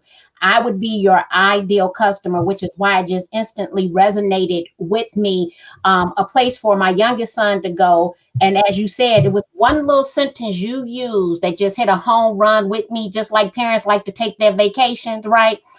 Instantly, I wanted to say, how you know we want a vacation? We all want a real vacation right now based on the coronavirus. And so making sure that even though you're a younger group of entrepreneurs, that you are speaking to the person who would pay the money, right? Because as a teenager, they wouldn't spend the money for the getaway. It would resonate with that parent who's overwhelmed, who loves the idea of them being in a safe environment, especially during a pandemic. So your comparison with the Chicago Park District also resonated with me, as I understood the cost, but I understood your value. So I think you did a phenomenal job. Excellent. Who do we have next? We had Deanna. Hi, I thought the presentation was great. I felt that it stated what the problem was and what the solution very vividly. I thought that you all really were very descriptive. I think kind of just echoing what Marky said and some of the past comments, which is storytelling, because pitching really is storytelling, and you all are actually teenagers. So you could have spoken kind of in first person and said, I need something like the getaway, and it would help me or my friends need, so just when you think about, as you grow in your collegiate and professional and entrepreneurial careers, whenever I pitch, I really try to identify a story that can evoke some sort of emotion, because that really draws people in. But other than that, I think you all did an amazing job, a great concept, and I loved it. Thanks. Nice. Phyllis? Okay, I'm unmuted. Yes, the getaway was great. Like I say, I enjoyed all the presentations. What I really liked was I liked the fact that it had a mental health component and that they could create their own environment. Those two things I really liked. I was like, okay, well, that's kind of getting down right there. For a business like that. Referral, they had a referral program. That's what I liked. I like that too. And then I like the fact that they talked about, when it came to their market, they talked about stocks. I'm like, okay, now they were talking about stocks and the investment, and I'm like, okay, now that right there, that speaks volumes to me. because that means that they have a plan for their finances. And and most people in business, I'm going to tell you, they don't even know where they're going to get a dime from. They come and they sit in front of us and they want to start a business, and I just look at them and I don't even shake my head anymore, because I'm like frozen. Like, okay, so where's the financing going to come from? You check out, nothing, and then here they have a future financial plan, and that's what I like to see. I always look for the financing plan. I'm always looking for the projections. I always want to see about the projections, and if you have investors, or how are you going to make this work. And I just thought that was excellent. So yeah, I really enjoyed your presentation. Excellent. All right. Well, Kevin, you're up next, and then Ashton and Quinn. Yeah. First of all, let me say you all had the best closing out of all the groups, in my opinion. You really showed me on that ideal of getting away. It made me feel like, hey, that's really something I need. And like Marky said, you not only honed in on teens, but you actually pull the parents in, the ones with the money, the ones with the movers who can invest in this idea. One of the things I wish you all had really, really focused on was that part. Because that's what differentiates you all between your competitors, like the gym. When you make that point about the gym, yeah, they provide this, but all these kids are in this space together. They're not as safe, but our pause give them specific space where they can concentrate, where they can kind of listen to soft music. They're closed out, but they can concentrate and focus and without all the noise outside. And so that, I wish you would have really honed in on and really showed that more than anything, because for me, that's what really showed me on that getaway, that I'm able to get away while still being in the business that I'm in. And so that was really good. So again, focus on what your real selling point is. Like I said, I wish you would have really talked that up a lot, but the closing was amazing. When you said, don't help us get away, that really touched home. So great presentation. Thank you. Excellent. Quinn and Ash? Yeah, I would. Yeah, for sure. I would echo those sentiments. One of the things I'll say is it's interesting because COVID has, the pandemic has flipped businesses upside down, right? Businesses that once were in person can't be in person. I mean, my business is a big example of that. But I think you figured out a good way of how to, provide a solution for people, especially when the pandemic, is not as big of an issue as it is at this point in time. One thing I'll say, and I think some of the other judges mentioned this too, is, who's going to pay for this service, the students or the parents? And I think the parents are a key example, because I remember when I was their age, I didn't have that much money, right? So it would be my parents that would be the ideal target demographic, I would think, to be able to pay for that. The second thing I'll say is, and I think this is an interesting point, right? If I'm not mistaken, I think you mentioned $15 an hour for the service, if I'm not wrong in this case. And so given that that's the case, is a subscription model more better suited for your company, right? There's a company that I thought of exactly when you said your business, and I think this is a phenomenal idea, by the way. It's in Atlanta, and it's called The Gathering Spot. I believe they're owned by 2 African-American young men. You should look them up and take a good understanding of how they price their model. I think they're charging a couple $100s per month. That may be too much, but just think about the different ways that you can set your payment structures up so you get that ongoing revenue. I mean, it's great to charge $15 here, $15 there, but if someone's paying you, let's say, $200 a month, whether they show up or not, you're still getting that revenue. Last thing I like to mention, and correct me if I'm wrong on this too, I believe you mentioned Series LLC.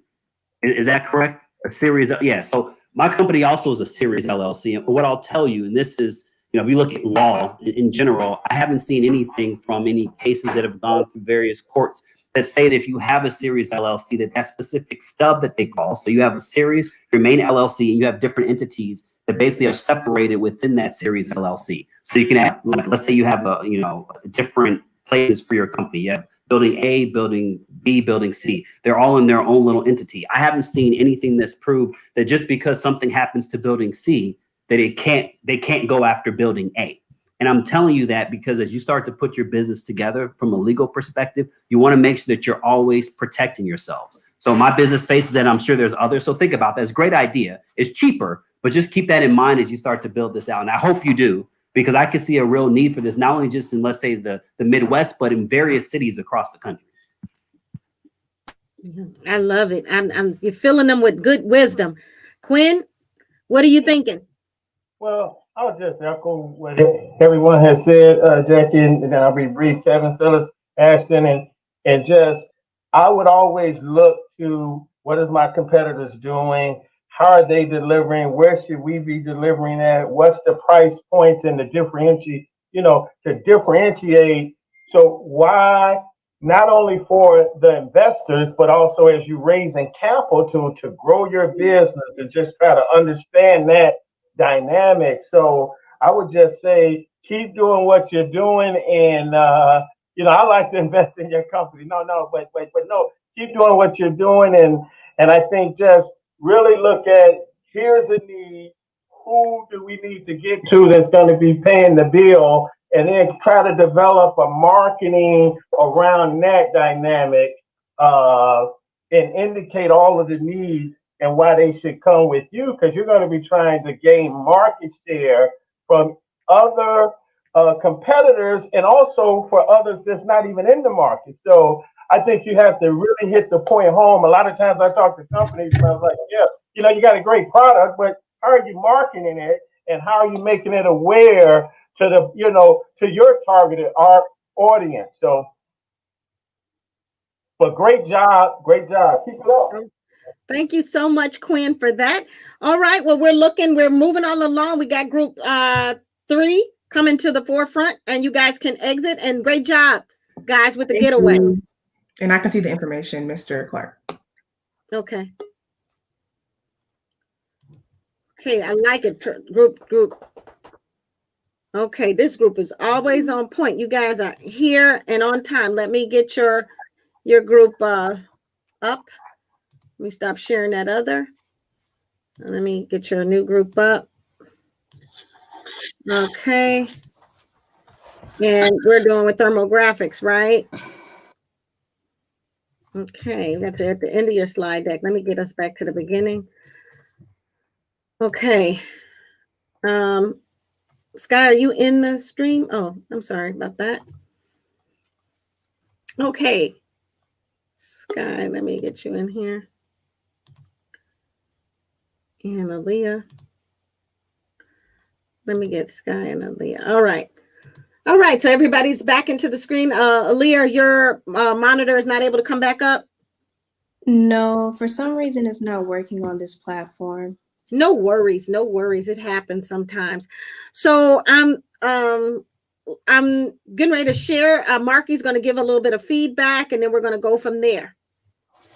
So when it comes to thermogenics, I think that most of us understand that the world changed on Friday, March the 13th. Okay, I was actually in a plane flying back from DC after I had just been to Tacoma, Washington. With that being said, Thermogenics is a company that I've added as an additional service to my product line, that being, of course, mask, right? So when it comes to mask, it is a relatively new industry in regards to the growth. People have worn masks throughout the years, but there's a lot of competition. One, I think the product is timely. I just had the opportunity to see a mask where the bottom half was the person's face. Great concept. Love the pouch, everything that you had going on. The only discrepancy I had was in regards to pricing, because it is now so competitive. So the $29 price point, I'm like, yeah, I don't know about that, because you can get branded masks for a lower cost. With that being said, as you move forward as entrepreneurs, I would definitely want you to explore the print on demand space, especially if you're doing it for social good. And I did see that you had a social good element for the company, where you can still have other business endeavors that you would do for profit while giving your profits away for your social good element. Everything about it, I mean, I 100% loved. I thought it was timely. The industry as a whole last year, this time, imagine if we would have all invested in masks, where we would have been financially today. but it really wasn't an option at that time, as we didn't think the pandemic would hit the US. So your ability to pivot and to come up with the idea, I thought was phenomenal. I would just go back and look at that pricing. And if you're going to give your proceeds to social good, then think about print on demand, where you're basically allowing another company to implement the idea while you're giving away those profits to help, was it czars, I think it was, in another country. Wow. Yeah, that was good. Oh yeah, that was excellent. Who was next? Deanna?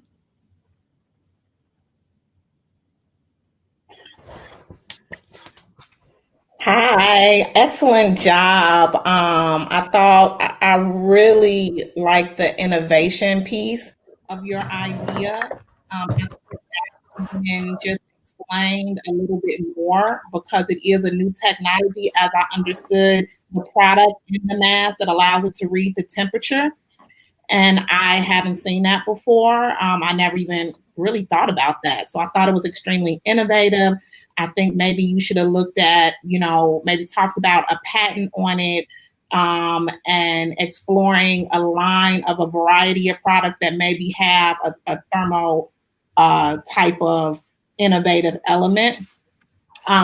But I absolutely love the presentation, the innovation, the using technology, how needed it is. And the only thing kind of feedback I would have to consider is I didn't really understand the connection with the social good organization, the police brutality in Nigeria. I thought it was a bit of a disconnect based on the product, but maybe I just didn't understand it as it was explained. But great job. And I think this is something that, really could be in the market now. So congratulations. Phyllis?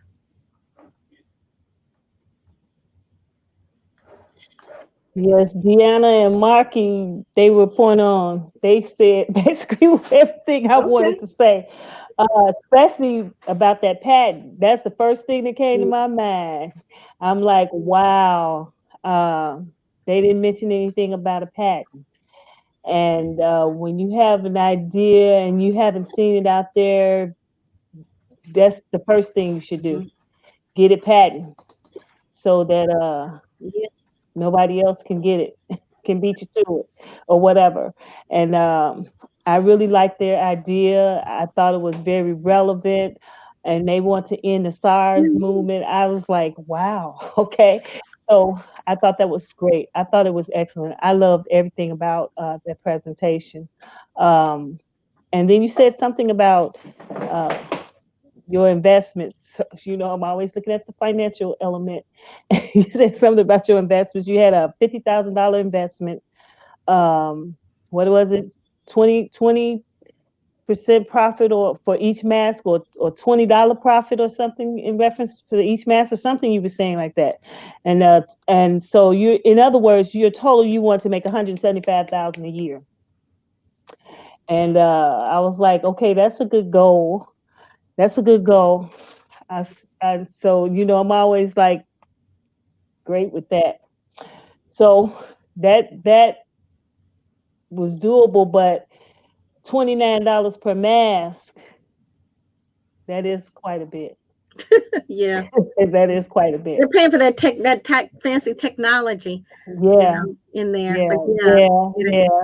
Yeah. If it's some kind of way that they could reduce that by even just by maybe about by $10, that would probably work for you. Yeah. Thank you, Phyllis. Kevin?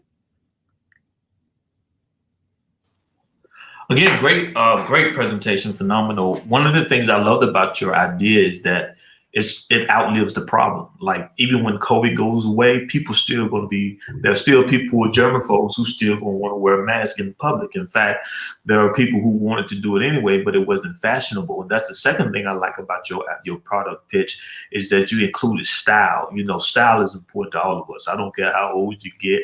It's important. We want to be unique, and we want to be, and the face is the first point of contact that we pay attention to. So if I can show style while being safe, then of course, and at the same time, it seems as if I'm covering up myself, but the cause behind your product goes to unmasking and injustice.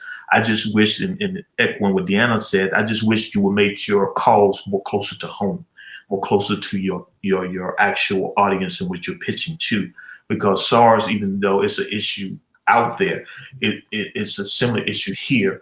And, one of the things that I want to, why am I, supporting a country that may have, efforts to solve a problem overseas or over the yonder when we have the same problem here. So, but I understand the cause and connecting the two.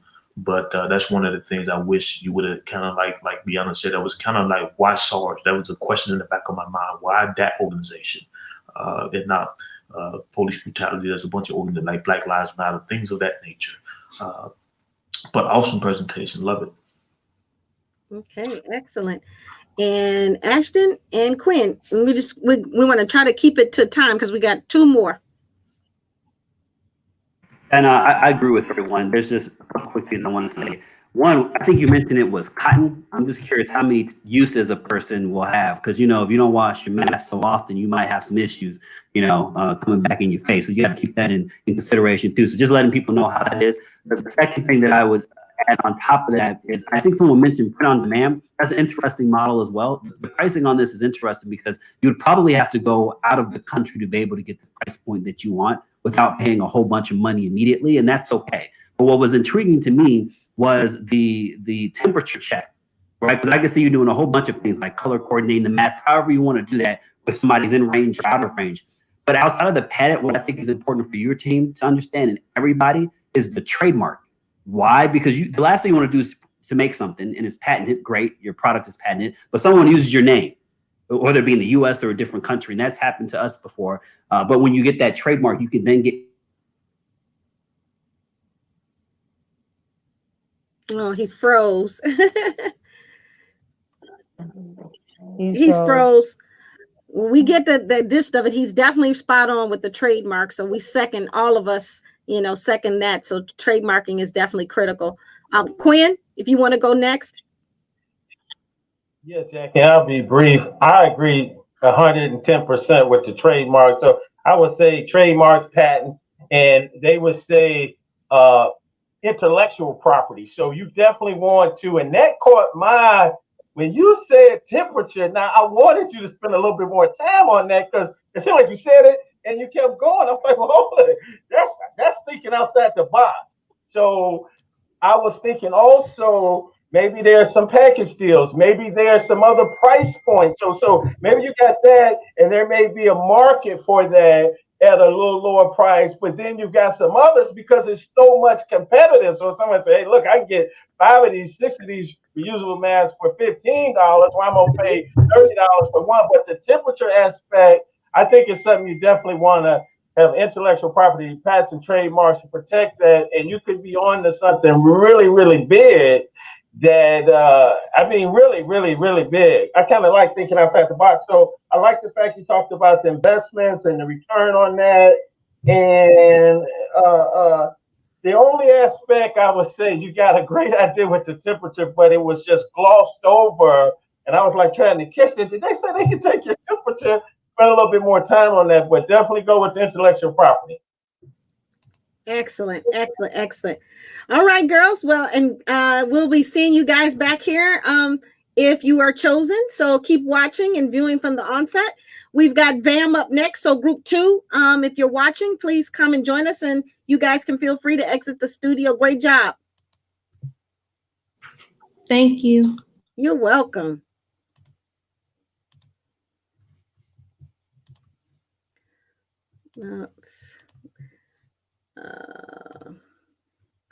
Okay, we got it. Where are the?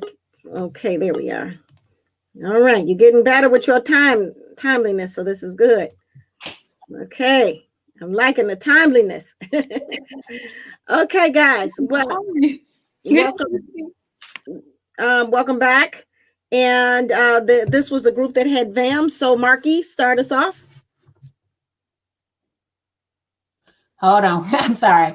Valuing all minorities. I will tell you this. I think it's very timely, especially in 2020. For the first time publicly, I talked about race issues, and they definitely have impacted the next generation. What I would say, even though it's very timely, we still have to sometimes, I think, probably as an older minority, proceed with caution, because oftentimes we want to know what's too much, what's not enough. If we say or if we do this, how will we be alienated? I am trusting that the next generation will definitely have the opportunity to do more and not use nearly as much caution as my generation is leveraging. So I think that it's great to come with it now. It might be just a little bit ahead of itself, only due to the fact that there's still some stigmas. But everything about the presentation, I liked it. I would say that now is the time to take action on that idea.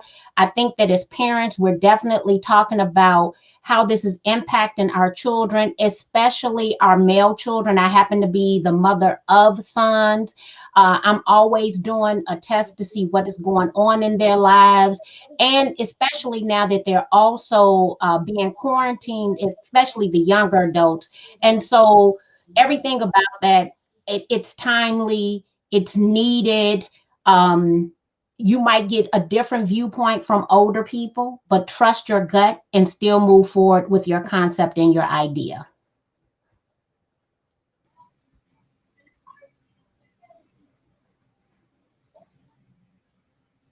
Where's Jackie? Oh, that's on Deanna. Oh. Oh, I'm sorry. For some reason, you guys don't appear on my screen the way it was. It just kind of maybe just We the angle can, and changed. you are live Can and you hear up me? close and personal. Okay. Why did I get so big all of a sudden? I scared myself. Okay. I think I really liked the presentation by Vam Fam. I thought that was really catchy. I think it was a very well researched concept. I think it's critical as someone who works with teenagers right now. I think they're like kind of the forgotten segment, and people think, oh, they're okay. They've been online all the time anyway. They're used to being on their phones. But I know a lot of teens are struggling with the isolation, with missing out on some of the critical moments of their lives right now. So I just think that the whole concept was just awesome, and it's a support that is needed, and I think it'll be needed in the future as well. So great job on that. I think the only note that I had in terms of something to think about was the revenue model. It just seemed like the amount you were charging wouldn't be able to be sustainable. So as kind of a social entrepreneurial model, I would suggest thinking of other ways to generate revenue or streams of income, like a mental health subscription box, where people could sign up and get different things that help to support a good mental health. So I think that could be something that could be leveraged. But other than that, I really like this concept and idea. Thank you. Love it. Thank you. Phyllis, we're moving along. We got one more left. So guys, try to hang in there. Okay. I'm going to be real brief. I really like like I said, I liked all the presentations, and this one was really good, and this one really kind of hit home with me about mental wellness for teens, because the one thing that stood out with me is that I like that they did, that was kind of different from everybody else's, that they did a SWOT analysis. They had a strategic planning technique to do a SWOT analysis, and so they show us their strengths and their weaknesses and their opportunities and their threats. And for a socioeconomic business, that was excellent, because when you think about it, that's what they're talking about. In this business, they're talking about what's with the teens. They're talking about their strengths, their weaknesses, and their threats. you know. And I thought that was really, really good. Really, really good. A really good analogy. And but and also it was a strategic planning technique, and I thought that was really, really great. And that's all I'm going to say because I know we chat earlier. No, that's okay. Quinn, you got you next, and I'm Kevin next, and then Quinn, and I'll share Ashton because he's having technology issues. Yeah, this was a presentation that was very clear and dear to my heart. The mental health of our young people, and I think it's a very revolutionary idea that now we're beginning to empower young people to understand the significance of their mental health. And I think when you introduce it, like Marky said, when you introduce such a revolutionary idea, its time may have not come, but what makes the time relevant for it coming into the picture is your enthusiasm about it, your energy behind it. So I wish you would have been more energetic and told a story, right? And so if you're coming up with an idea that revolutionary, you're going to have to insert it in a culture that's not ready for it, but make me feel like, hey, this is something I need to be paying attention to, because the way these young people presented this and made me aware of a problem that I knew was there unconsciously, but they brought it to the forefront and made me excited about getting involved with such a project. And so that's the only thing I would say. Great presentation. I love the hands coming together. I love the fact that you talk about the fam. You know, you can put some catchiness into it, the style into it, and you made me really want to connect with you. So anything I would have to say is just sell the idea. Show us that you're just as excited about it as you want me to be. I agree. And I think that Ashton's feedback for this group was that with VAM, consider insurance agencies as another revenue stream. Nice work on the SWOT. Be aware of the privacy policies and terms of service agreements, and you'll need to have in place to be successful. But again, echoing Phyllis, that SWOT was a definitely plus for both of you, and thought it was great. Quinn, you got anything, or echoing our sentiments? Yeah. Just the SWOT was great. I really love that, and just kind of where you can focus and strategize around that, the things you do well, the things you need to be focused on, improve over time. I do think what I was going to say also, an avenue could be with major companies, right? As a benefit to their employees. You got so many big companies that could be great to just, you could just get a handful of them, and that could blow your revenue projections out of the water. So I did want to say too, with the price point, I thought if it was $20 and $100, that was on the low end to me. You're offering a great service and you should get paid for it. You're looking at competition, but I would definitely consider raising my prices accordingly. And I would definitely reach out as another revenue stream with major companies, because they always want to offer their employees benefits for their children, and not just with COVID, but on an ongoing basis, and even more now. So, that's a great concept and idea that good luck. Mm-hmm.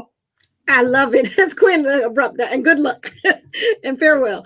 Thank you guys. You did a great job, Delaney and Amani. And I will tell you, you guys echoed my sentiments. These two young ladies, every team has an instance where they're working on certain growth strategies to build themselves up. And so Delaney and Amani both have a little nervous tinge when presenting, and they both were so wound up and so nervous about it.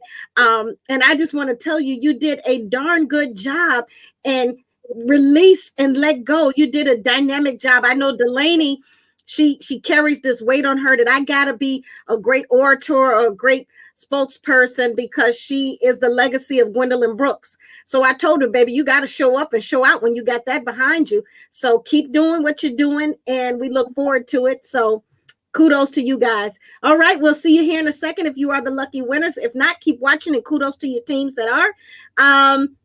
All right, so you can exit the screen, and we've got our last group of the evening coming up.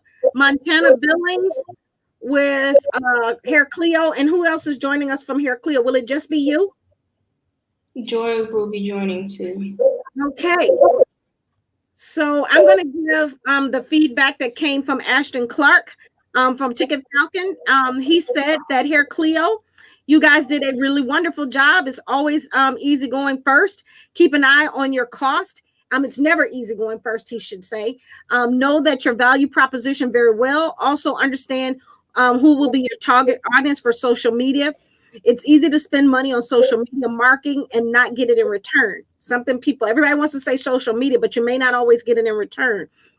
And so you got to know about that lead generation and how you're navigating it. You may want to look at Marky Lemons-Rowell and her courses on lead generation so you can know how to navigate that better.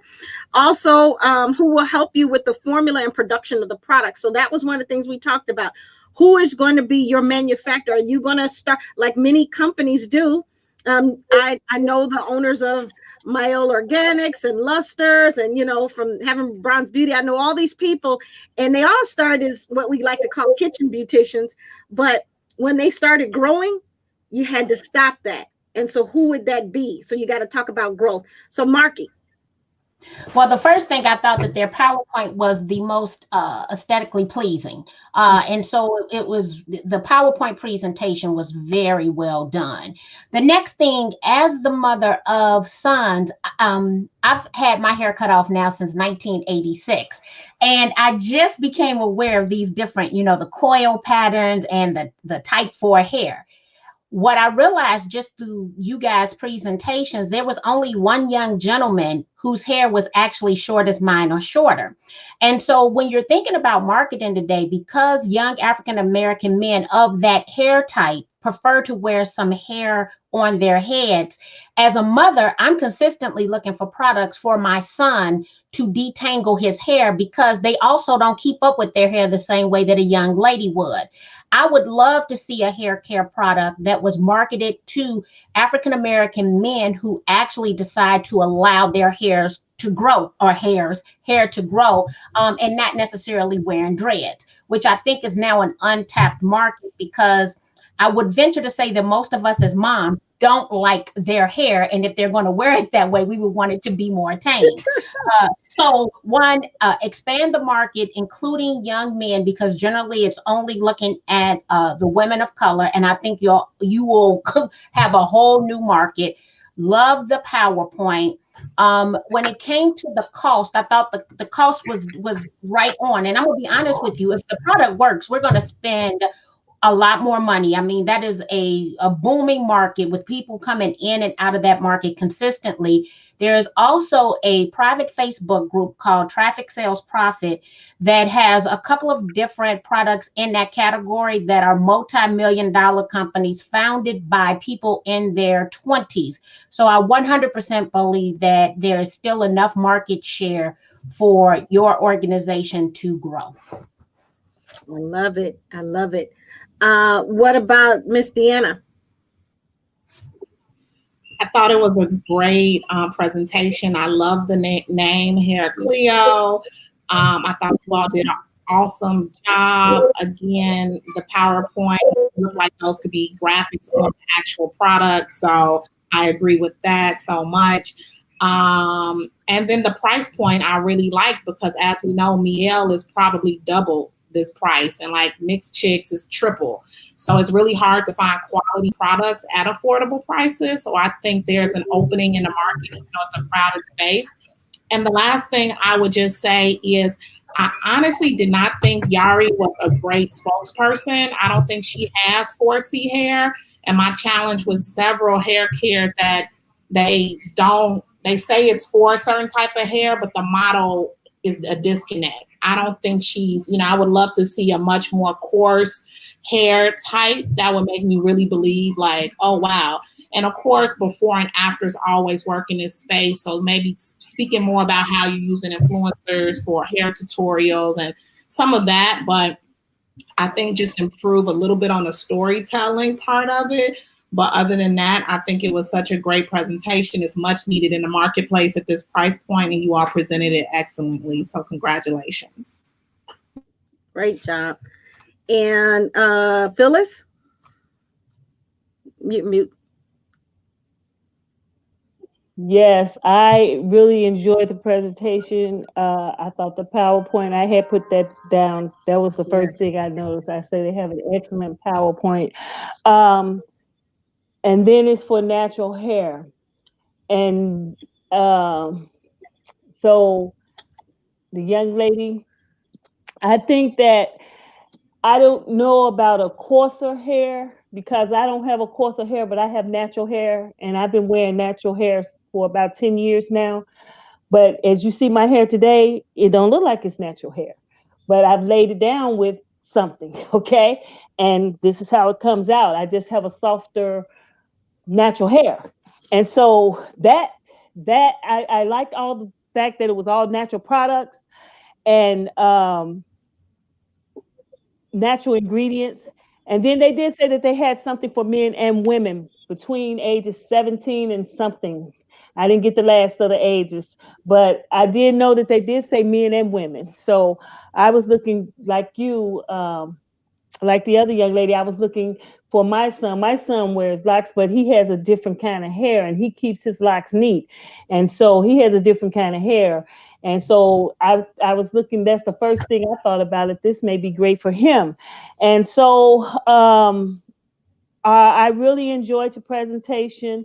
I thought everything was really, really great. I just really thought everything was really, really, really great with your presentation. I didn't have anything that I really didn't really like about it. I guess I could say.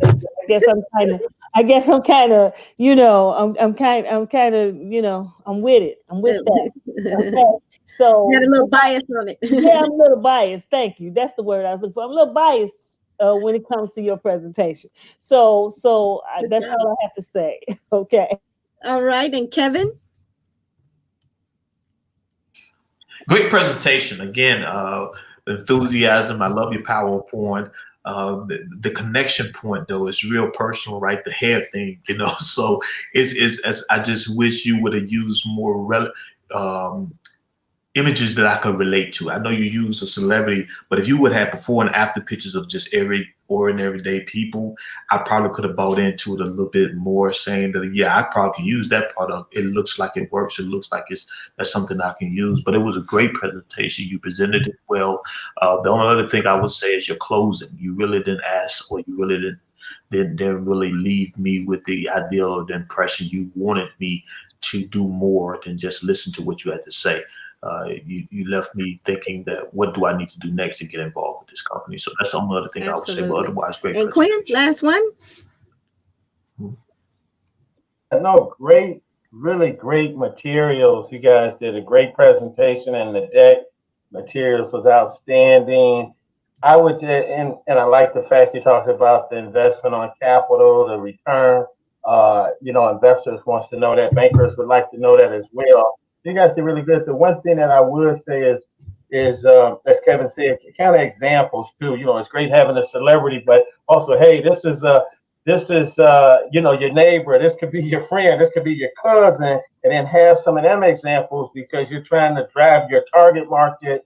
And I don't know if Phyllis said it, but or Deanna, but also with men and women, and then different age groups. I mean, are those products? Those are great price points, but are they just used across the board? Obviously, look, I don't have many hair, so I shouldn't even talk about their products for the hair. But you know, but just looking at your marketing, so you would have less what you call SKUs, stock keeping units for certain. That's not going to really drive revenue or move. But it's still nice to be, you know, across the board. And maybe it doesn't make sense if it's going to be a lot more cost. So that's something to think about. But should it be men and women, and then different age groups for the younger ladies and to the, you know, the older ladies, so or adults, that is. So I thought they did a great job, and nice presentation. I would just use more examples to relate to your bigger target audience. The celebrity was great, and she had beautiful hair. But yep. So nice job. Very good. Yeah, I would echo that. We talked about this. It's so funny. I know they're probably like, oh, Miss Jackie said all of this, because I surely talked to them about the model that they chose. We talked about that, and also talking about men. But I think it's great when they hear it from multiple sources. And I also think it's important that they make these decisions for themselves. So nice job. Ashton said it's not always easy going first. Okay, we talked about that. Hair products have a lot of competition. Know your value proposition very well. Also understand who will be your target audience with the media and the production of the product. So we talked about that. So great job. Great job.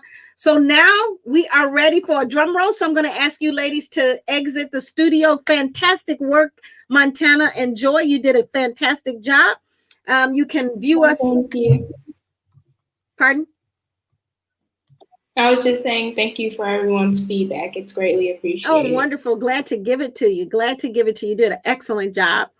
So, yeah, Miss Montana is leading our way in college acceptances this year. We're super excited about the work that she's doing, along with all the other young women and men. They're just doing some outstanding work. But it's been a long evening, and now we are ready for the drum roll. So for all of those interested, I am going to pull up the winner here.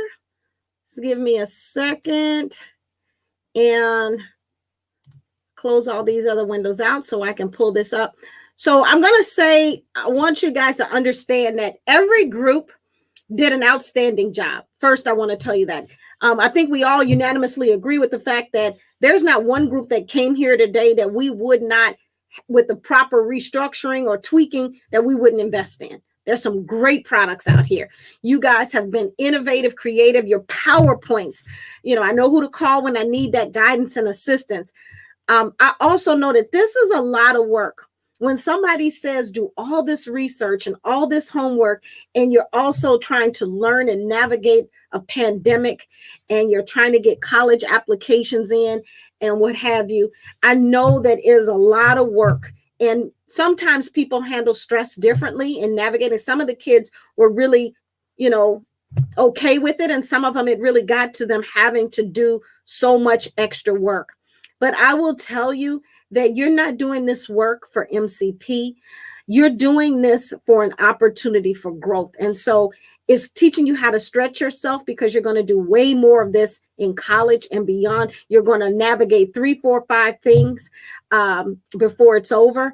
And this is just the beginning. So I want you to always relax, plan. A lot of you did really, really excellent jobs with planning, where things didn't pile up on you until the last week. Some of you, had a lot going on in the last several hours. So do better with planning if you can. Try to make sure you plan that well, but I think you did an excellent job. So without further ado, I know all of our viewing audience on YouTube and LinkedIn and Facebook are wondering who was the winner. And so without further ado, I'm going to unveil this winner. Okay. Do I have the right one? Yeah. Well, you ready, guys? All right. And I'm going to ask them to join the group. Thermographics, everybody. Congratulations, Thermographics. So can I get Aliyah and Jada, and who else was in that group? Aliyah, Jada, and Sky back onto the StreamYard really quickly. And we've already told you, well, I'll wait for them to join back on. We've already told them a little bit of feedback, but I just want to tell them what really sent them over the top for me as it relates to the other groups. So Aliyah, Mohammed, Joy, Aliyah, Sky, Williams, can I get you guys to quickly rejoin the thread? All right, there we go. Jada, and where's Sky? I'm rigging them right now. Okay. All right, there we go. Still no visual on Aliyah, but that's okay, Aliyah. We know you're there. And is that just the two of you going to do it? Okay. And if Sky's has a chance, I want her to join us as well if she has a second. So you guys won. It was an unquestionable amongst all of us unanimously that you would probably be number one. Number 2, for those that are interested, was the getaway.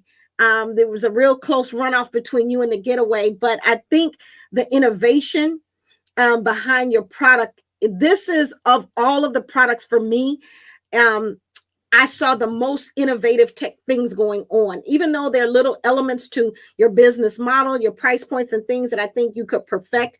You're still young and you're learning, but the innovation behind the ideology of this product, I told them day one, we might want to go see about patenting this idea. You all might want to form a real LLC and get going, because this was really a phenomenal job that you've done. And, I think for me, the innovation was king, and that's what did it for me. Anybody else have any thoughts on it? And then I'll share with them what they've won. It's just a little something.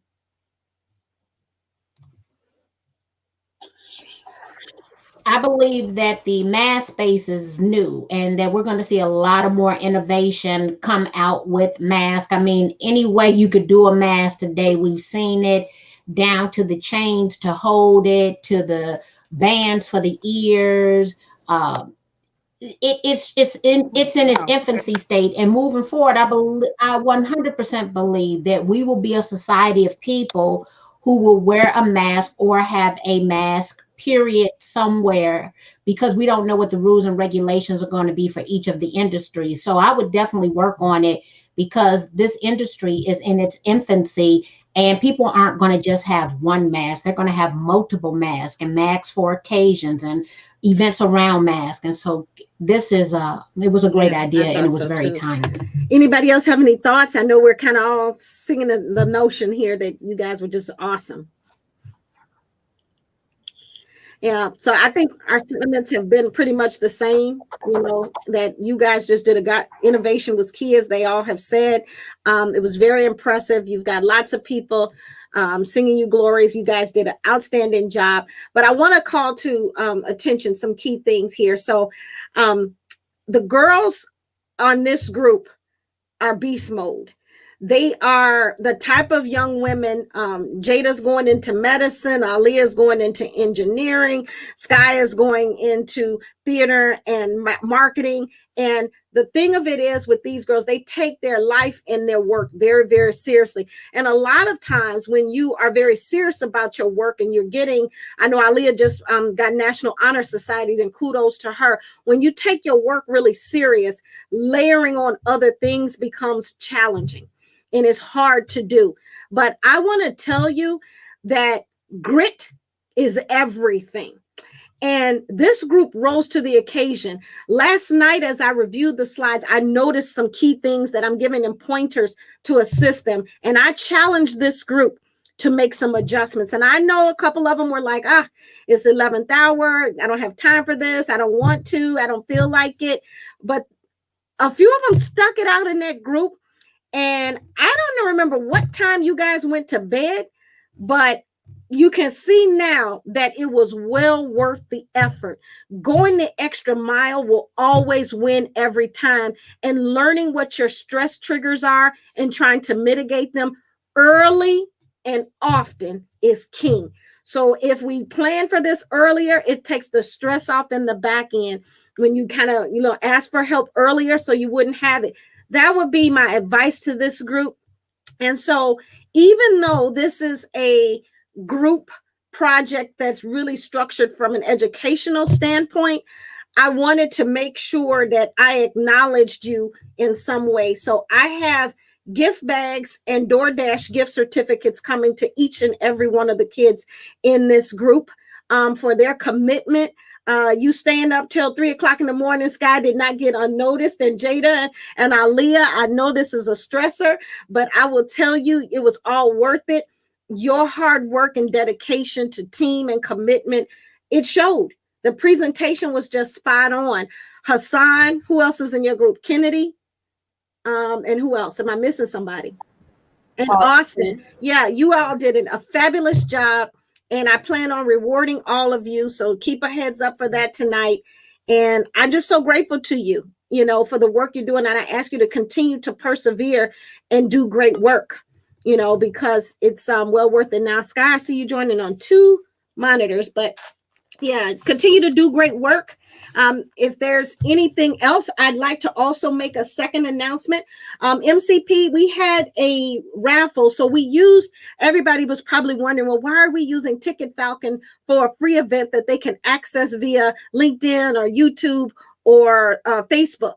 Well, the method to the madness, again, we're working with lead generation. I'm learning that from my Mark 11's Raw. But beyond that, I'm also learning that we want to acknowledge and say thank you for the people that have stayed on here for 2.5 hours to listen and learn and to give thanks to me for all the work that I've done. And so I did a raffle earlier. I put the names of the people that actually registered into a bowl, and we have 2 winners. The first one, if you're listening, is Ryan Ebony. So if anybody knows, Ryan Ebony is a winner. It looks like Sky knows who Ryan Ebony is. And then we also, Sky, if you know who Ryan Ebony is, let us know. Yes, shout out to my cousin. That's my cousin. Shout out to Ryan. Ryan Ebony. And then we also have Valerie Hill. Valerie Hill. So Valerie Hill and Ryan Ebony are the winners, and you have some extra special gifts and certificates coming your way as part of the Young Entrepreneurship Program. We want to inspire entrepreneurship training, so we're going to be providing you with some extra coaching and guidance to help you build your executive profiles, resumes, LinkedIn, as well as if you want to work on business strategies and anything. So Ryan Ebony, you're in the building. Yay! So excited for you. And thank you guys for coming out. I'm full right now. I'm so full as a leader, as a mentor. I'm just grateful for everybody for the support during the midst of the pandemic. You know, a lot of you, I had chosen not to fundraise and do a lot of things. And my parents said, "Are you still doing the work?" And I said, "Yeah, but you know, people are losing jobs. They don't have a lot of money." And in 48 hours, they raised over $10,000 for me. And so MCP shows up and shows out every time. And I'm just so grateful for every single thing that everybody has done. And I look forward to raising more winners. I thank God for my mentor staff that's out there.